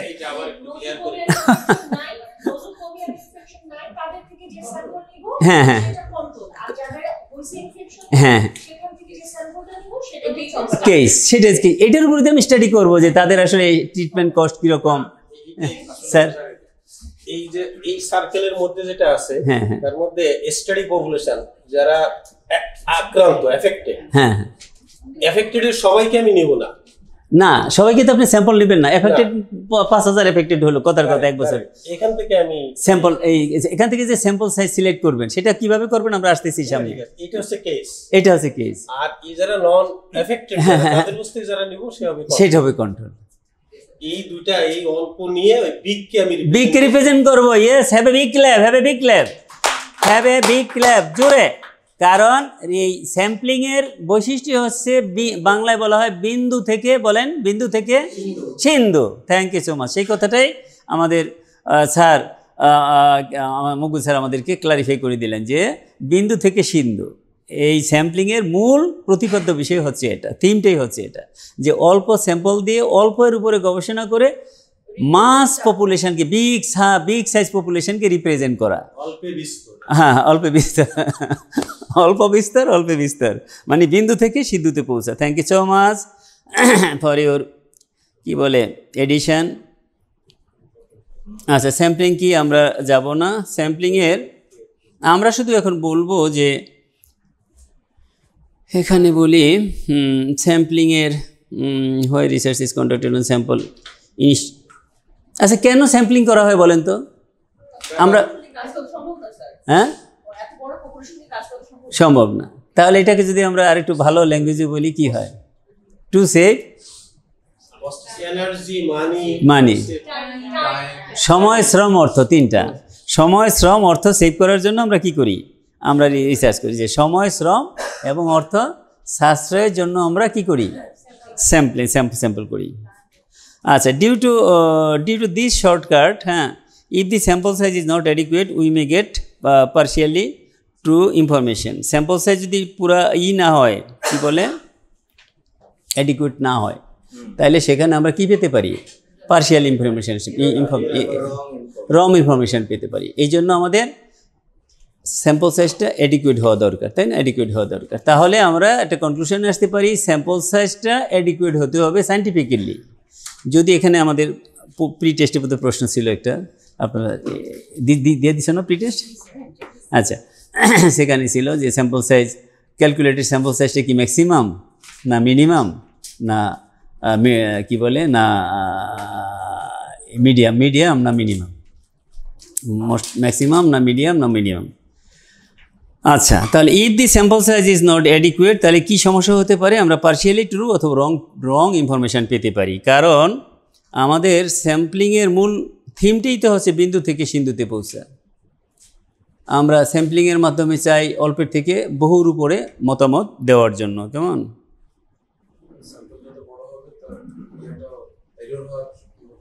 কম থাকবে। Yes, thank you so much.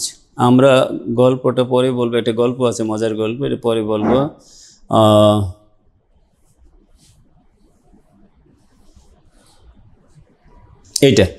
এটা স্যার আপনারা যারা একটু হায়ার ভার্সন জানতে চান তাদের শুধু দৃষ্টি আকর্ষণ করার জন্য, এই 8টা বিষয় যদি আপনার ক্রিস্টাল ক্লিয়ার কনসেপশন না থাকে, আমরা কিন্তু এক একটা লেকচারে এক একটা এর কিছু কিছু অংশ আলোচনা করব।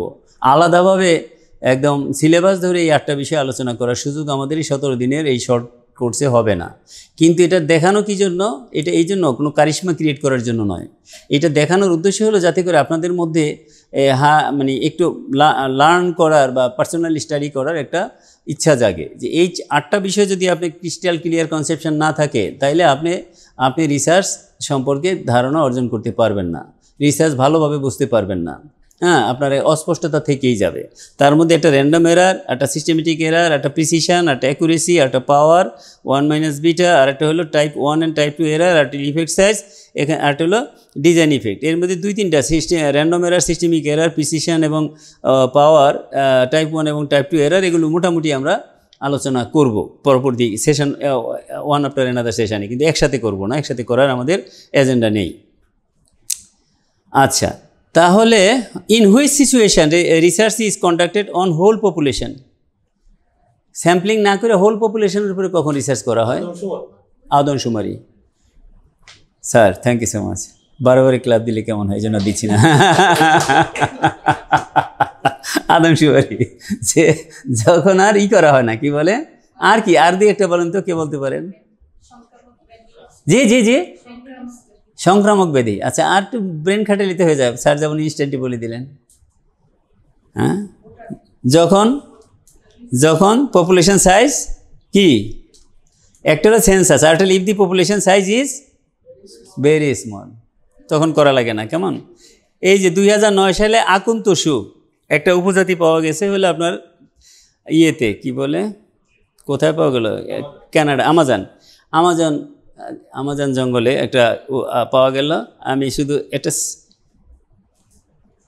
কুইক দেখাবো, মানে বেশি দেখাবো না সঙ্গত কারণেই।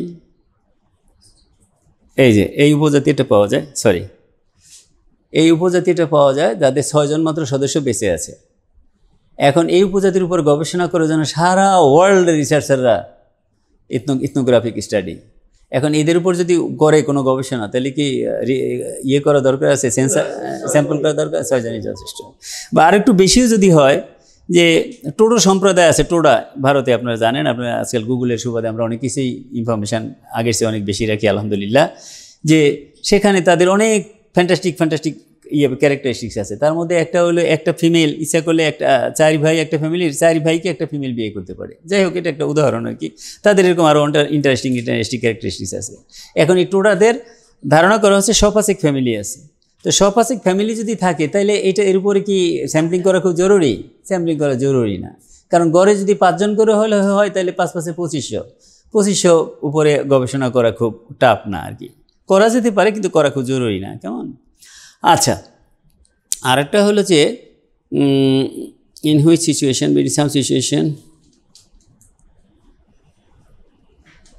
কিছু আমরা ওয়ার্কশপ করব। এরপর আমরা সরাসরি সাবজেক্ট নিয়ে চলে যাই, যে কয় ধরনের স্যাম্পলিং আছে এই সম্পর্কে আমাদের কোনো ধারণা আছে কিনা একটু আমরা বলি।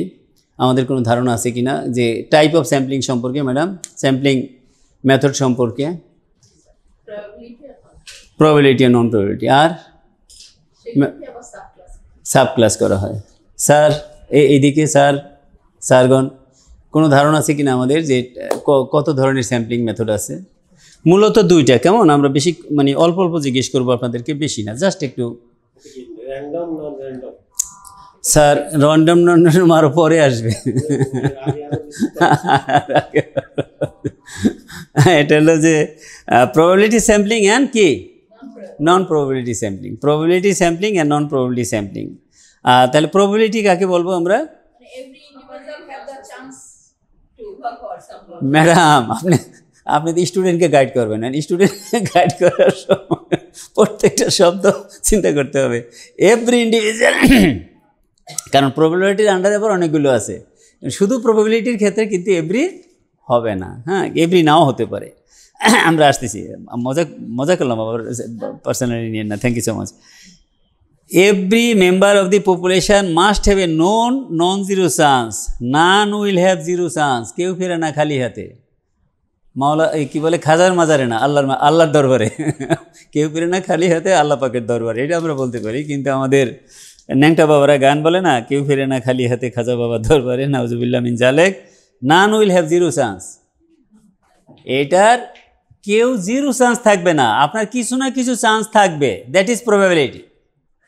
হ্যাঁ, এর মধ্যে কোনোটা আছে সেটা আপনার ইকুয়াল চান্স থাকবে, কোনোটা আছে ইকুয়াল চান্স থাকবে না, কিন্তু সাম চান্স, কিছু না কিছু চান্স থাকবে। আমরা আসতেছি সেটা। তাহলে প্রবাবিলিটি স্যাম্পলিংয়ের ডেফিনিশান এত কিছু জানা দরকার নেই। আমরা দেখে মাঝে যেগুলো জিস্টগুলো আলাদা করে লিখেছি, জিস্টটা হলো নান উইল হ্যাভ কি zero chance, none will have zero chance, কারোই জিরো চান্স থাকবে না। এইটা হলো প্রবাবিলিটি স্যাম্পলিংয়ের নাম্বার 1 বৈশিষ্ট্য। আর নন প্রবাবিলিটি হলো সাম মে হ্যাভ জিরো চান্স। আমরা এই সিম্পলিফিকেশান, এই সাবজেক্টটা যেহেতু একটু তেরাবেকা সাবজেক্ট, আমি খাস বাংলায় বলি, স্ট্যাটিস্টিক্স এবং রিসার্চ মেথোলজি একটু তেরাবেকা সাবজেক্ট। হিয়ার কি বলে, সাম মে হ্যাভ জিরো চান্স, কারো কারো জিরো চান্স থাকতে পারে। আর ওইটা তো হলো none will have zero chance. এইটির প্রবাবিলিটি আর নন প্রবাবিলিটির কি মূল ডিফারেন্স। এই কথাটা আমাদের মাথায় থাকতে হবে। অন্য অনেক কথা লেখা আছে বইতে। এই যে স্যার যখন বই খুলছে, বইতে লেখলে তো 10টা করে বৈশিষ্ট্য পাবেন। এগুলো কিন্তু অনেকগুলো মনে থাকবে না, অনেকগুলো অ্যাপ্লিকেবল হবে না আমাদের জন্য, বা অনেক অ্যাপ্লাই করা হয়তো সুযোগও হবে না। এই জন্য মোদ্দা যেটা মনে থাকবে এবং যেটা আপনার ইজিলি আপনি করতে পারবেন, রিকগনাইজ করতে পারবেন। কেমন, যে সাম উইল হ্যাভ জিরো চান্স, কারো কারো জিরো চান্স থাকতেও পারে। এখন আমরা 1 বাই 1 একটু সংক্ষেপে বলবো। সিম্পল র্যান্ডম স্যাম্পলিং, এখান থেকে বোধহয় আপনাদের ছিল যে সিম্পল র্যান্ডম স্যাম্পলিংয়ে কী বলে, এসআরএসের জন্য ম্যান্ডেটরি কি ছিল বোধহয়, সম্ভবত কি ম্যান্ডেটরি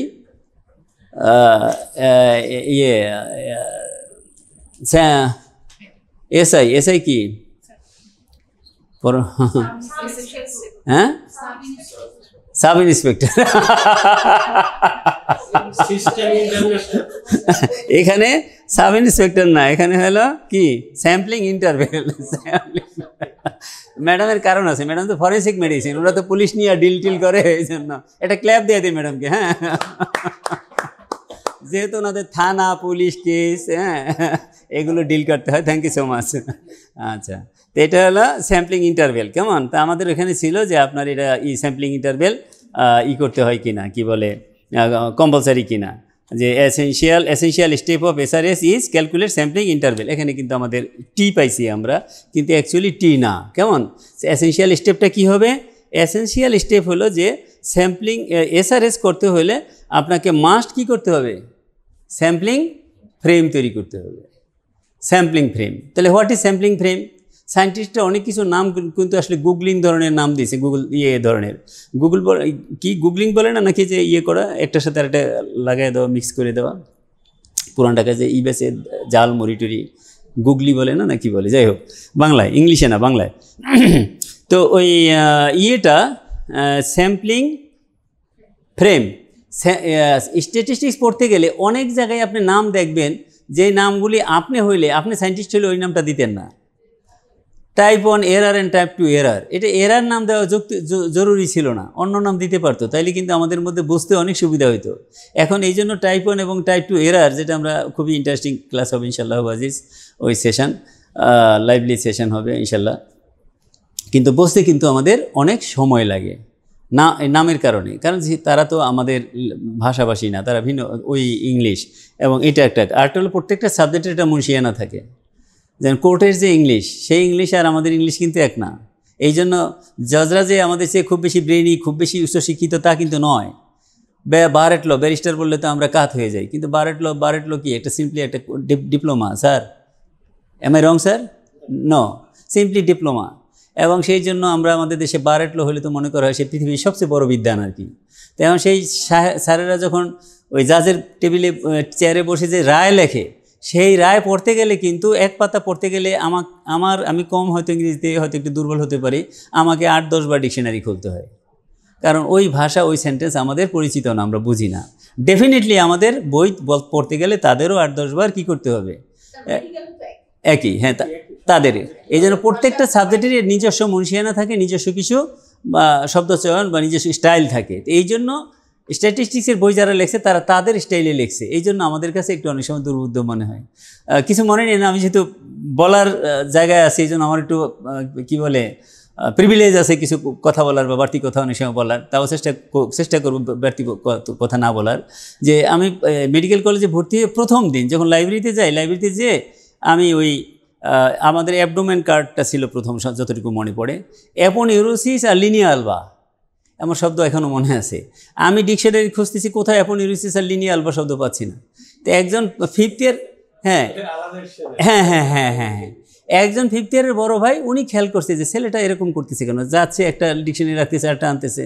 এখন মেডিকেল ডিকশনারি যে বলতে আলাদা কিছু আছে আমি তো জানি না, আমার কোনো বড় ভাই বা ফ্যামিলি, আমার গ্রামের ছেলে, আমাদের তো 14 গোষ্ঠীতে কেউ ডাক্তার ছিল না, জানা নাই তো, এটা কেউ গাইডও করে নাই কোনো দিন।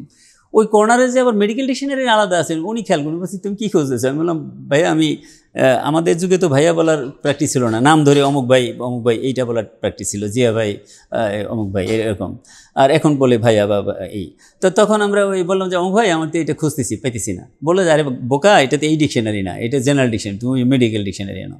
মেডিকেল ডিকশনারি আনলাম, তখন পাইলাম যে what is linea alba, what is aponeurosis. তো এরকম ওই জজ সাহেবদেরও আবার আমাদের সাবজেক্ট পড়তে গেলে তাদের 10-20 বার বলতে হবে। তো কী বলছিলাম, to make the simple random sampling. Simple random স্যাম্পলিংয়ের প্রথম কাজ হলো আপনার স্যাম্পলিং ফ্রেম করা। অর্থাৎ স্যাম্পলিং ফ্রেম মানে কি, what is sampling frame? Asma madam, what is sampling frame? স্যাম্পলের তালিকা করা, এটা মনে হয় না? এইটাই তো ভুল, এইটাই তো আমাদের সাথে ওদের মানে সমস্যা। আমি যদি সায়েন্টিস্ট হতাম আমি এটার নাম দিতাম পপুলেশন ফ্রেম। আসলে এটাতে list of population, not the list of কি স্যাম্পল। এটা বোধহয় ছিল ইয়েতে, দেখো প্রি টেস্টে ছিল, এটা একটা প্রশ্ন ছিল। এটা আসলে লিস্ট অফ কি population. List of population is known as sampling frame. আর তাদের যুক্তি হলো যেহেতু স্যাম্পল করার উদ্দেশ্যে, স্যাম্পলিং করার উদ্দেশ্যে আমরা এই এটা করতেছি, ফ্রেমটা করতেছি, এই জন্য এটা স্যাম্পলিং ফ্রেম। হ্যাঁ, কিন্তু আমাদের মনে রাখতে হবে নামটা যদিও স্যাম্পলিং, কিন্তু এটা হচ্ছে পপুলেশনের তালিকা।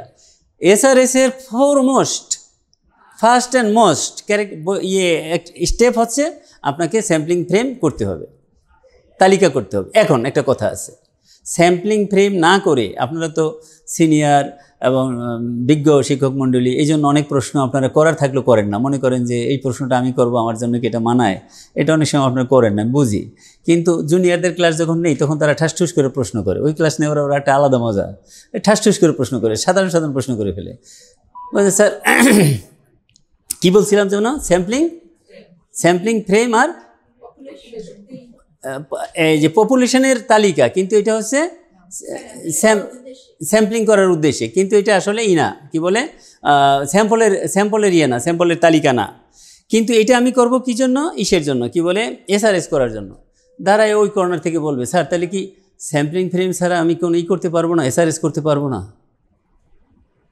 বলেন পারবো কি না? পারবো। ব্যতিক্রম আছে, উইথ ডিউ কি এক্সেপশন। সাধারণত স্যাম্পলিং ফ্রেম করতে এসআরএস করতে হলে স্যাম্পলিং ফ্রেম করা লাগবে।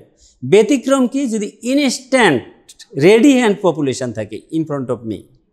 এখন আপনারা ইত্যাদি অনুষ্ঠান দেখছেন না হানিফ সংকেতের, দেখেন তো ওখানে হানিফ সংকেত বলে না যে সবাইকে ঢুকার সবাই একটু করে তালের পাখা দিয়ে দিছে। এখন বলে যে আপনারা সবাই তালের পাখাগুলো মেলে ধরেন। তো মেলে ধরলো, দেখেন 4টিতে লেখা আছে ইত্যাদি, সেই 4 জন চলে আসুন। অনেকে বলে যে স্যার প্ল্যান করেই দেওয়া হয় এটা, কিন্তু যদি প্ল্যান আমরা ধরে নিচ্ছি, যেহেতু তারা বলে যে প্ল্যান করে দেয় না, আমি সঙ্গে বলছি যে সবাইকে দেয়, র্যান্ডমলি দেয়। যদি সেটা হয় তাহলে এই যে সবাইকে দিয়ে দিল, তারপরে মেলে ধরলো, তারপরে 4 জনকে আমরা পাইলাম, এখানে কি কোনো স্যাম্পলিং ফ্রেম করা হয়েছে? করা হয়নি। অর্থাৎ এরকম এই যে হলরুমের মধ্যে আবদ্ধ এই যে রেডিমেড পপুলেশন, এই রেডিমেড পপুলেশন যদি হয় তাহলে সেখানে করা লাগে না, কি বলে স্যাম্পলিং ফ্রেম করা লাগে না। তার মধ্যে উদাহরণ হলো হানিফ সংকেতের ইত্যাদি অনুষ্ঠান, এটা মনে রাখবেন। অনুষ্ঠান দিয়ে উদাহরণ দিয়ে মনে রাখলে হবে কি, এগুলো সারা জীবনে ভুলবেন না, এবং আপনার স্টুডেন্টকে আপনি যখন গাইড করবেন তখন আপনি তত ইফেক্টিভলি এবং এফিসিয়েন্টলি গাইড করতে পারবেন, এবং student will be happy with you. Then details আলোচনা করার সুযোগ হয়তো বা কম হবে। আর এটা টেকনিক হলো লটারি মেথডে আমরা এখন বর্তমানে বেশি করি, আর আপনার কম্পিউটারে করা যায়, এসপিএসসি করা যায়। এসপিএসসি বললেও আপনাকে র্যান্ডম কোনটা র্যান্ডম বলে দিবে। আর আগের দিনে কিন্তু আমরা ক্লাস নেওয়ার সময় আবার র্যান্ডম টেবিল পড়াতাম, এখন কিন্তু এটা অবসলিট হয়ে গেছে, এখন আর র্যান্ডম টেবিল পড়ানো হয় না, যে র্যান্ডম টেবিল থেকে কীভাবে বের করতে হয়। এখন এটা যেহেতু প্রয়োজন হয় না, অপ্রয়োজনীয় জিনিস তো সময় নষ্ট করে লাভ নেই, ব্যাকডেটেড পদ্ধতি তো করে লাভ নেই। তো এটা হলো, এখন হলো যে in which situation SR is better applicable, when the population is not so large. When the population is not so large, এটা হলো নাম্বার 1 কন্ডিশন, তখন আপনার এসআরএস বেশি অ্যাপ্লিকেবল হবে। এটা আপনাদের বেশি জানতে হবে, কারণ আপনারা যত বেশি আর্টিকেল লিখবেন তার বেশিরভাগই কিন্তু আপনারা র্যান্ডম করবেন, আবার র্যান্ডম না থাকলে সেই আর্টিকেলের ওজন কমে যায়, এই জন্য আবার আপনাকে ফেরত পাঠাবে যে why you have not done the random sampling. হ্যাঁ, এই বিভিন্ন কারণে এটা আপনাদেরকে একটু অ্যাটেনশন দিতে হবে বেশি, যে কারণ এই থিসিসের সাথে বা রিসার্চের সাথে আর্টিকেল জড়িত। যদিও আমাদের এখানে এখনও সেই প্র্যাকটিস পুরোপুরিভাবে গড়ে ওঠেনি। আমাদের এই 17টা সেশনের শেষের দিকে সেশন আছে আর্টিকেল সম্পর্কে সামান্য কথাবার্তা সেশন আছে, যদি আরও বেশি থাকা প্রয়োজন ছিল আমরা পরবর্তীতে রাখার চেষ্টা করবো ইনশাআল্লাহ, পরে যদি আবার সেশন হয়। সেটা হলো যে আমাদের দেশে এখনও যে প্রমোশন হয়, আমরা প্রাইভেটের কথাটা বাদ রাখছি এই জন্য যে প্রাইভেট তো আস্তে আস্তে সিস্টেমে আসছে, একসময় তো কোনো সিস্টেমই ছিল না। গভর্নমেন্টের কথাটাই ধরেন, স্যার গভর্নমেন্ট সার্ভিস থেকে আসছেন দুইজন স্যার, আমি ইনক্লুডিং আই মাইসেলফ, সেখানে এখনও কিন্তু প্রমোশন হয় যে দোস্ত তো তোর আর্টিকেলে আমার নামটা দিয়ে দিস, আবার তার নিজের নামটা দেওয়া হয়ে গেলে বলে যে তোর ভাবির নামটা দিয়ে দিস। হ্যাঁ, এবং এই নাম পাঁচটা এইভাবে ধার করা, ভিক্ষা করা 5টা নাম দিয়ে কিন্তু প্রফেসর হয়ে গেছে আমার বন্ধু, এরকম ভরি উদাহরণ আছে। তো এই ধরনের প্রমোশন পদ্ধতি কিন্তু থাকবে না। এই যে জিয়া স্যাররা ইয়েতে কাজ করে, কি বলে হেলথ রিফর্ম নিয়ে বিভিন্ন জায়গায় কথাবার্তা বললে কাজকর্ম করে, এবং ভবিষ্যতে কিন্তু রিফর্ম হবে। রিফর্ম হলে এই ধরনের এই ভুয়াবাজি সিস্টেম কিন্তু ভবিষ্যতে থাকবে না। এবং আমি ছোট মানুষ, আমার একটা প্রোগ্রামে আমি ছিলাম, হাই পাওয়ার প্রোগ্রামে, যেখানে আলাপ আলোচনা হয়েছে যে না আসলে আমাদের এই মেডিকেল প্রফেশনে প্রমোশন পদ্ধতিটাকে সিস্টেমেটাইজ করা উচিত এবং এটাকে ওয়েটি করা উচিত। অ্যাটলিস্ট ঢাকা বিশ্ববিদ্যালয় বা চিটাগাং বিশ্ববিদ্যালয়, এই বিশ্ববিদ্যালয়গুলো যেভাবে ফলো করে যে ইন্ডেক্স জার্নাল, বিদেশি জার্নাল এই করে থাকতে হবে, দেশি জার্নাল এই করে থাকতে হবে, অথার হতে হবে, এবং সেই লেখাটা ওই মনের মাধুরী মিশিয়ে লেখা নাকি আসলে রিসার্চ বেস, এটা দেখা হবে। এইসব বিষয়গুলো প্লারাগারিজম সহ সব কিছু দেখা হবে, এগুলো একটা চিন্তাভাবনা চলতেছে। বাস্তবায়ন হবে কি হবে না আমি জানি না, সেটা ভিন্ন কথা। আমার ধারণাটা শুধু বয়স্ক মানুষ হিসাবে ধারণাটা শুধু বললাম। নট সো লার্জ, বেশি লার্জ হলে তাহলে কি হবে ম্যাম? অনেক লার্জ সারা পপুলেশন হবে না। Yes, thank you so much sir, এটা ক্ল্যাপ দিই স্যারকে। স্যার তাহলে ইয়েটা কি হবে, মানে কি স্যাম্পলিং করতে হবে সেখানে ক্ষেত্র বিশেষে মাল্টি স্টেজ স্যাম্পলিং, ক্ষেত্র বিশেষে ক্লাস্টার স্যাম্পলিং, ক্ষেত্র বিশেষে ক্লাস্টার স্যাম্পলিং, ক্ষেত্র বিশেষে মাল্টি স্টেজ স্যাম্পলিং, যদি সো লার্জ হয়। কেমন? আমরা আসতেছি 2 নম্বর হলো when the population is not so scattered over a wide geographical area. কেমন? যদি ওয়াইড জিওগ্রাফিক্যাল এরিয়াতে থাকে, এটা প্রায় ওই রকমই, একটা থাকতে পারে ঢাকা শহরের মধ্যে, এটা ওয়াইড জিওগ্রাফিক্যাল এরিয়া না। এটা হলো 1 নম্বরটা, যদি when the population is not so large. আর এটা হলো যে সারা বাংলাদেশ ব্যাপী যদি বিস্তৃত না থাকে তাহলে এটা হবে না, এটা র্যান্ডম করতে পারবেন না, সম্ভব না। When the distribution population is homogeneous, heterogeneous যদি হয় পারবেন? তাহলে হেটারোজেনাস হলে কী করতে হবে? নিতে হবে। কি স্যাম্পলিং করতে হবে? এটা বিগ ক্ল্যাব দিব, যে বলবেন big club. Heterogeneous population SRS সম্ভব হবে না, তাহলে কোন স্যাম্পলিং করতে হবে? স্ট্র্যাটিফাইড।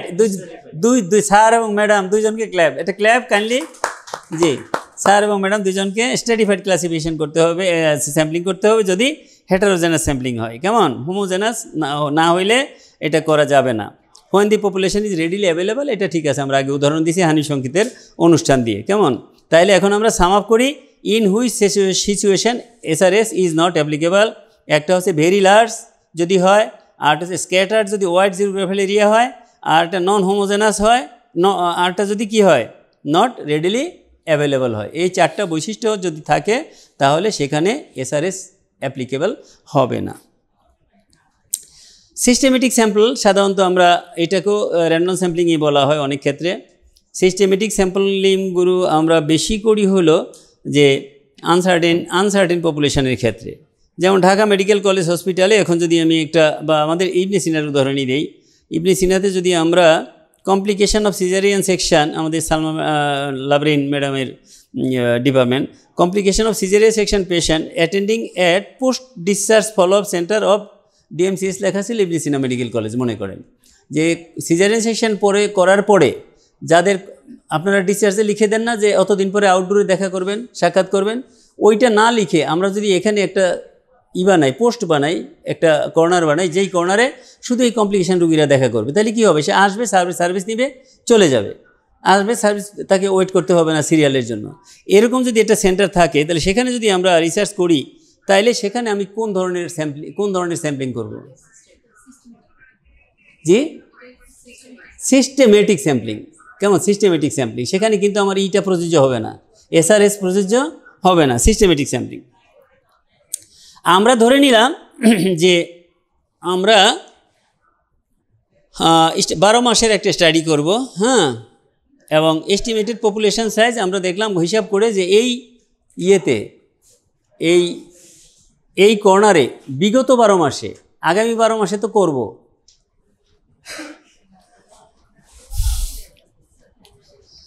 বিগত 12 মাসে আমরা কতগুলো রুগী আসছে, আমরা সেখান থেকে একটা ধারণা নিলাম 900 পেশেন্ট আসছে। ঠিক আছে, এটা হলো এস্টিমেটেড পপুলেশন সাইজ।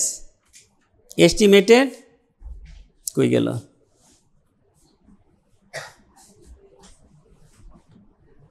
ভাগ করে একটা অঙ্ক দেখিলাম না, এই যে সাইজ অফ পপুলেশন, আর নিচে হলো calculated sample size. Calculated sample size কী হয় এটা আমরা ক্যালকুলেশনে পড়াবো। কেমন? তাহলে size of population divided by calculated sample size equal to nth, এতটা পরে নিতে হবে। 5 যদি আসে তাহলে এভরি 5, নাম্বার 1 নেওয়ার পরে আবার 1 2 3 4 5, আবার এই যে একটা ধরলাম, একটা ধরার পরে তবে কথা আছে যে এই আনসার্টেন পপুলেশন ছাড়াও কিন্তু সিস্টেমেটিক স্যাম্পলিং করা যায় স্ট্যাটিক পপুলেশনের ক্ষেত্রে। যেমন ওয়ার্ডের যদি রুগীদের উপরে আমরা করি তাহলে সেখানে কিন্তু সিস্টেমেটিক স্যাম্পলিং করা যায়। সেখানে যে বাধ্যতামূলকভাবে এসআরএসি করতে হবে জরুরি না। আমরা ই পপুলেশনের ক্ষেত্রে, যেটা রেডি হ্যান্ড পপুলেশনের ক্ষেত্রে দুইটাই করতে পারি, এসআরএসও করতে পারি, স্ট্যাটিকও সিস্টেমেটিকও করতে পারি। এসআরএস করলে সেটার ইয়েটা বাড়ে বেশি, কি বলে, গ্রহণযোগ্যতাটা, হ্যাঁ, ওয়েটটা বেশি বাড়ে, গ্রহণযোগ্যতাটা বেশি বাড়ে। তবে সিস্টেমেটিক পপুলেশনটা বেশি প্রযোজ্য এই আনসার্টেন পপুলেশনের ক্ষেত্রে। সেখানে আমরা কি করি, আমরা একটা আউটডোরে যে আমার রিসার্চারকে ওই সালমা ম্যাডামের যে অ্যাসিস্ট্যান্ট থাকবে, রেজিস্টার থাকবে সালমা ম্যাডামের আন্ডারে, ওই রেজিস্টারের পাশে আমি বসাই দিব আমার রিসার্চারকে। সে কি করবে যে কয়টা রুগীর পরে একটা রুগী নিবে এইটা হিসাব করতে হবে। এই হিসাবটা হলো এসআই বের করতে হবে, স্যাম্পলিং ইন্টারভেল বের করতে হবে। ওই যে আমরা ইসেতে দিছিলাম প্রি টেস্টে যে ফান্ডামেন্টাল অ্যাক্টিভিটিস কোনটা করতে হবে এসআরএসি কিন্তু এসআই বের করতে হবে না, এসআই বের করতে হবে কিসে? সিস্টেমেটিক স্যাম্পলিংয়ে। সিস্টেমেটিক স্যাম্পলিং আমাকে মাস্ট এসআই বের করতে হবে। এসআই যদি আমি ক্যালকুলেট করে বের করি তাহলে এসআই বের করে nth যত হবে অততম নিব, প্রথম একটা নিব, তারপর অততম নিব। এখন হ্যাঁ ম্যাডাম, আমি প্রশ্ন করার আগে উত্তর দিয়ে দিয়েছেন, তাহলে তো ডাবল ক্ল্যাপ দিতে হয়। কীভাবে করবো ম্যাডাম এখন আপনি বলেন একটু কাইন্ডলি। এই যে প্রথমটা যে র্যান্ডম করবো এটা কীভাবে করব, কোথা থেকে করব? লটারি কোথায় করব? সবার মধ্যে না, সবার মধ্যে তো আমি পাবো কেমনি? রুগী তো আমরা আসতেছে না, আজকে আসবে, আজকে হয়তো আমি যে বসলাম, রুগী 1 নম্বর রুগী আসলো, আমি নিব কি নিব না, 2 নম্বর রুগী আসলো, আমি তাকে নিব কি নিব না, 3 নম্বর রুগী আসলো, আমি নিব কি নিব না, কয় নম্বরটা থেকে আমি শুরু করব সেটা? স্যার, শাকিল স্যার,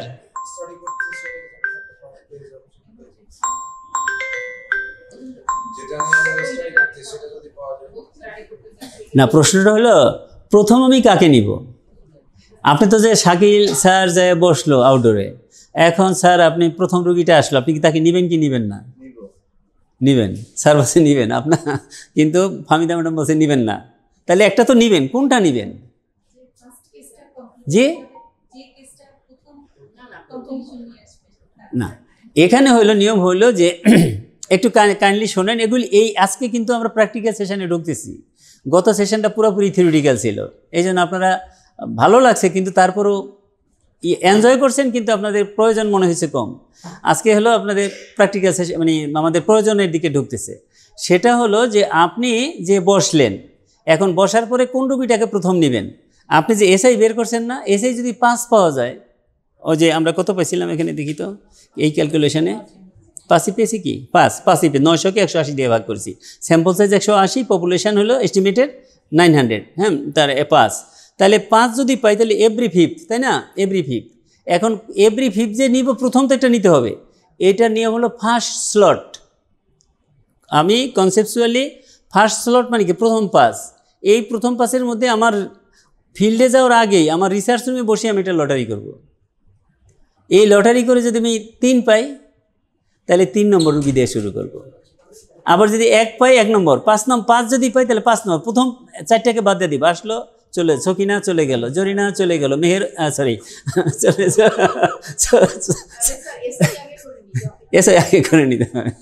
এসে আগে করতে করবেন ফার্স্ট স্লটের উপর, হ্যাঁ, থিমেটিক্যালি ফার্স্ট স্লটের উপরে করে এই ফার্স্ট স্লটের মধ্যে আপনার হবে কি বলে আপনার হলো এনএটটা বের হবে। এখন এটা যদি আমাদের মুকুল স্যার যেটা বলছিলেন, মুকিত স্যার যেটা বলছিলেন, সেটা হলো যদি আমি স্ট্যাটিক পপুলেশনের উপরে করি তাহলে আমার বেড নাম্বার আছে না, 1 নম্বর থেকে মনে করেন 50 নম্বর, এই ওয়ার্ডে পরের ওয়ার্ড 2টা ওয়ার্ড আমি নিব, পরের ওয়ার্ডের আমি 1 নম্বর দিব না, 51 নম্বর দিব।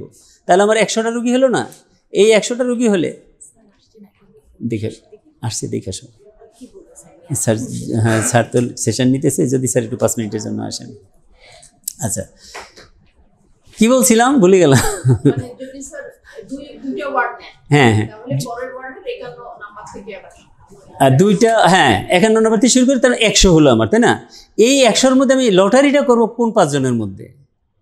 ওই যে আমার সিরিয়াল, বেডের সিরিয়াল দেওয়া আছে না 1 থেকে 5, হ্যাঁ, আমি যদি আনসার্টেন পপুলেশন হয় তাইলে হলো আমি থিমেটিক্যালি লটারি করব, আমার রুমে বসেই লটারি করব, কাগজে লিখে 1 থেকে 5। 5 নম্বর যদি আসে তাহলে আমি 4টা রুগীকে ছেড়ে দিব, 5ম রুগী থেকে আমি শুরু করব। তারপরে আবার 1 2 3 কাউন্ট করে আবার 5ম রুগী পর্যন্ত নিব।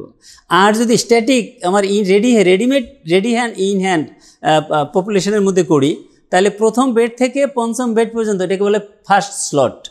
এই ফার্স্ট স্লটের মধ্যে আমি লটারি করব।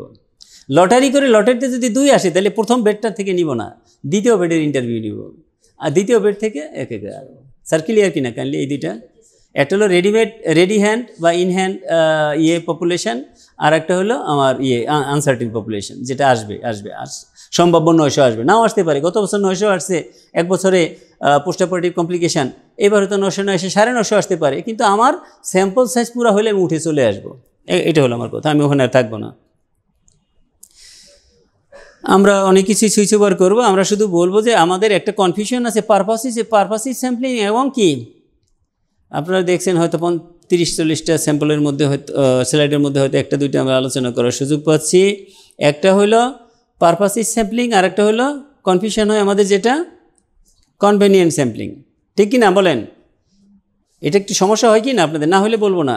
What is purposive sampling, what is sampling, কি বলে কনভেনিয়েন্ট স্যাম্পলিং, হ্যাঁ কনভেনিয়েন্ট স্যাম্পলিং। আমি আপনাদের আগ্রহের দরজাটা খুলে দিচ্ছি, যার যখন দরকার হয় আমার কাছে চলে আসবেন, কোনো ভিজিট দেওয়া লাগবে না। যেমন মকবুল স্যার আমাদেরকে চিকিৎসা করলে ভিজিট নেন না, হ্যাঁ অপারেশন করলেও ভিজিট নেন না, এবং আমাদের মুকিত স্যার জটিল চিকিৎসা করলেও ভিজিট নেন না। তো এই জন্য অন্য সবার, সালমা ম্যাডাম সবারটা বললাম না, হ্যাঁ এই জন্য আমিও ভিজিট নিব না, আমার কাছে চলে আসবেন কেন। এই যে কনভেনিয়েন্ট স্যাম্পলিং, স্যার আসসালামু আলাইকুম, স্যার আসছেন, আমাদের খবর স্যার আসছেন, আমরা বিশাল করতালি দিয়ে স্যারদেরকে করি। আমরা আসলে ফর্মাল উদ্বোধন করতে পারিনি, আমাদের খুবই সৌভাগ্য যে আমাদের প্রিন্সিপাল মহোদয় আজকে আসছেন। ওদিন করতে পারিনি, তার কারণ হলো আমাদের প্রিন্সিপাল স্যার ওদিন পরীক্ষা ফাইনাল প্রফেশনাল পরীক্ষার ভাইভা প্র্যাকটিক্যালে বিজি ছিলেন, এ কারণে। তারপরে আমরা ভাবছিলাম মাঝে যদি 2 মিনিট সময় পান, কিন্তু সেটাও আসলে সম্ভব হয় নাই বা এন্ডিংও সম্ভব হয়নি। তো এই জন্য স্যার আজকে একটু সময় দিতে পারছেন, যদি আমরা খুবই উৎসাহিত, গর্বিত। এটা আসলে উদ্বোধনী যেটা আমাদের গত সেশনে হওয়ার কথা ছিল, কিন্তু সেটা হতে পারেনি বাস্তব কারণে, যেটা আমি একটু আগে বলছি, রেকর্ডিংয়ে যায় নাই, এই জন্য আবার রিপিট করছি। তো আমি এখন আমাদের শ্রদ্ধেয় প্রিন্সিপাল মহোদয়কে, প্রিন্সিপাল স্যারকে বিনীত অনুরোধ করব যে দেরিতে হলো আমাদের এই আসছেন তিনি, এটি আমরা অনেক উজ্জীবিত হয়েছি। সাথে আমাদের সম্মানিত সিনিয়র প্রফেসর শ্রদ্ধেয় খবর স্যারও আসছেন। তা দুজনকে ওয়েলকাম করছি আমরা করতালির মধ্যে মাধ্যমে একটু আগে। তা আমি স্যারকে কিছু বলার জন্য অনুরোধ করছি। বিসমিল্লাহির রহমানির রহিম। আজকের এই রিসার্চ মেথোডোলজির উপরে যে আলোচনা হচ্ছে এটা শেষ পর্যায়ে আপনাদের। তো আসলে উচিত ছিল আমার প্রথম দিনে আসা, কিন্তু শুনলেন যে কিছু সঙ্গত কারণে যেহেতু ফাইনাল পরীক্ষা আমি আসতে পারিনি। তো আজকে উদ্বোধনটা আসলে মানে যেদিন শুরু হয়েছে সেদিনই, আজকে একটু আনঅফিশিয়াল বলা যায় আর কি। তো আশা করি রিসার্চ মেথোডোলজির উপরে আপনারা খুব গুরুত্বপূর্ণ প্রাণবন্ত আলোচনা শুনছেন, কারণ আমরা আগে থেকেই জানি যে প্রফেসর খুরশেদ আলী মিয়া উনি মানে এই ব্যাপারে উনি যথেষ্ট অভিজ্ঞ, এবং উনি শুধু ইবনে সিনা এখানে আলোচনা করছেন তাই না, উনি কিন্তু ঢাকার বিভিন্ন প্রতিষ্ঠানে উনি ইনভাইটেড টিচার হিসেবে যান এবং আলোচনা করেন। তো এই বিষয়টা আসলে রিসার্চ মেথোডোলজি আমরা যখন এমবিবিএস পড়াশোনা করতাম তখন এই সম্পর্কে আমাদের কোনো ধারণাই ছিল না। এখন যেমন স্ট্যাটিস্টিক্যাল কিছু ডাটা অ্যানালাইসিস অনেক বিষয় এখন কিছু ইনক্লুড হচ্ছে আর কি। তো এটা খুবই গুরুত্বপূর্ণ, এবং আমি চেয়েছিলাম যে আমি এখানে থাকার জন্য, কিন্তু আমি নিজেও আমাদের প্রশাসনিক ব্যস্ততার কারণে আমি কিন্তু এই প্রোগ্রামে থাকতে মানে পারি না, কিন্তু আমি একটা পার্টিসিপেন্ট হিসেবে থাকার কথা ছিল, ইচ্ছা ছিল আর কি। যদিও আমি ইতিপূর্বে বিসিপিএস আয়োজিত মেথোডোলজি প্রোগ্রামে ছিলাম, সারাদিন ব্যাপী প্রোগ্রাম ছিল, অনেকটা ভুলে গেছি, বহু আগের কথা। তো এটাতে নিশ্চয়ই আপনারা উপকৃত হন মনে করি, এবং যারা এখানে অ্যাটেন্ড করছেন আমি মনে করি যে আপনারা নিশ্চয়ই এখানে অলরেডি এটা উপভোগ করতেছেন। আপনার কি ঠিক আছে তো না? ইনশাআল্লাহ। তো উনি যে আলোচনাগুলো করতেছেন এগুলো খুবই জ্ঞানগর্ভ আলোচনা, অনেক পড়াশোনা অভিজ্ঞতার আলোকে উনি এগুলো তুলে ধরতেছেন। এগুলো আপনারা সবাই সময় মতো উপস্থিত হয় এবং এখান থেকে যতটুকু আপনারা গ্রহণ করবেন, এবং এটার আলোকে পরবর্তীতে যখন আমরা আবার এই ব্যাপারে কোনো আলোচনা হবে তখন আপনারা নিজেরই আলোচনা পার্টিসিপেট করবেন, এরকম অভিজ্ঞতা যাতে হয় সেটাই আমি আশা করি, এবং এখান থেকে সর্বোচ্চ পরিমাণ যাতে মানে অভিজ্ঞতা এবং জ্ঞান সঞ্চয় হয়। এবং যেহেতু বিষয়টা একেবারেই ঠিক খুবই ইন্টারেস্টিং ইস্যু না ঠিকই, কিন্তু মানে মেথোডোলজি রিসার্চ এগুলো মিলে, যেমন আমি যখন এমএস পরীক্ষা যখন বা বিভিন্ন এফসিএস পরীক্ষার সময় যখন থিসিস নিয়ে আলোচনা করি তখন কিন্তু আমার নিজেরই অভিজ্ঞতা তেমন ছিল না, যার কারণে আমাকে স্টাডি করতে হয়েছে। আর সেই ইন্টারনেট স্টাডি করা, হাউ টু এখানে কীভাবে ফেস করতে হয়, কী কোশ্চেন, তার কী অ্যান্সার, কী ধরনের সব স্টাডি করে করে করে অনেক কষ্ট করে পরীক্ষা নিতে হয়েছে। কারণ যিনি পরীক্ষা নেবেন তাকে জানতে হবে পরীক্ষার্থীর চেয়ে অনেক বেশি, সেটা আমার ধারণা ছিল না, জ্ঞান ছিল না। তো আমি এই জন্য চাইছিলাম নিজে অ্যাটেন্ড করার জন্য এখানে। তো এটা অবশ্যই হেল্পফুল হয় আমি মনে করি, এবং এটা আমাদের জন্য একটা প্রয়োজনীয় বিষয় মনে করি, এবং যারা ইন্টারেস্ট হয়ে আসছেন তারা ডেফিনেটলি খুব ভালো সিদ্ধান্ত নিয়েছেন বলে আমি মনে করি। এই সিদ্ধান্তগুলোকে পুরোটা আপনারা অংশগ্রহণ করবেন, এবং সব শেষ পর্যন্ত শেষে গিয়ে আপনারা হয়তো বড় ধরনের একটা জ্ঞান নিয়ে এখান থেকে ফিরবেন বলে আশা করি ইনশাআল্লাহ। ধন্যবাদ সবাইকে। আজকের সেশন এখানে আমরা ক্লোজ করছি, যেহেতু 9:30টার বেশি আমাদের যারা ক্লিনিশিয়ান আছেন তাদের পক্ষে আসলেই থাকা সম্ভব নয়। আপনারা যে এতটুকু সময় দিচ্ছেন এটাও আমরা অনেক যথেষ্ট খুশি। Thank you so much, thank you all. আসসালামু আলাইকুম রহমতুল্লাহি ওয়া বারাকাতুহু।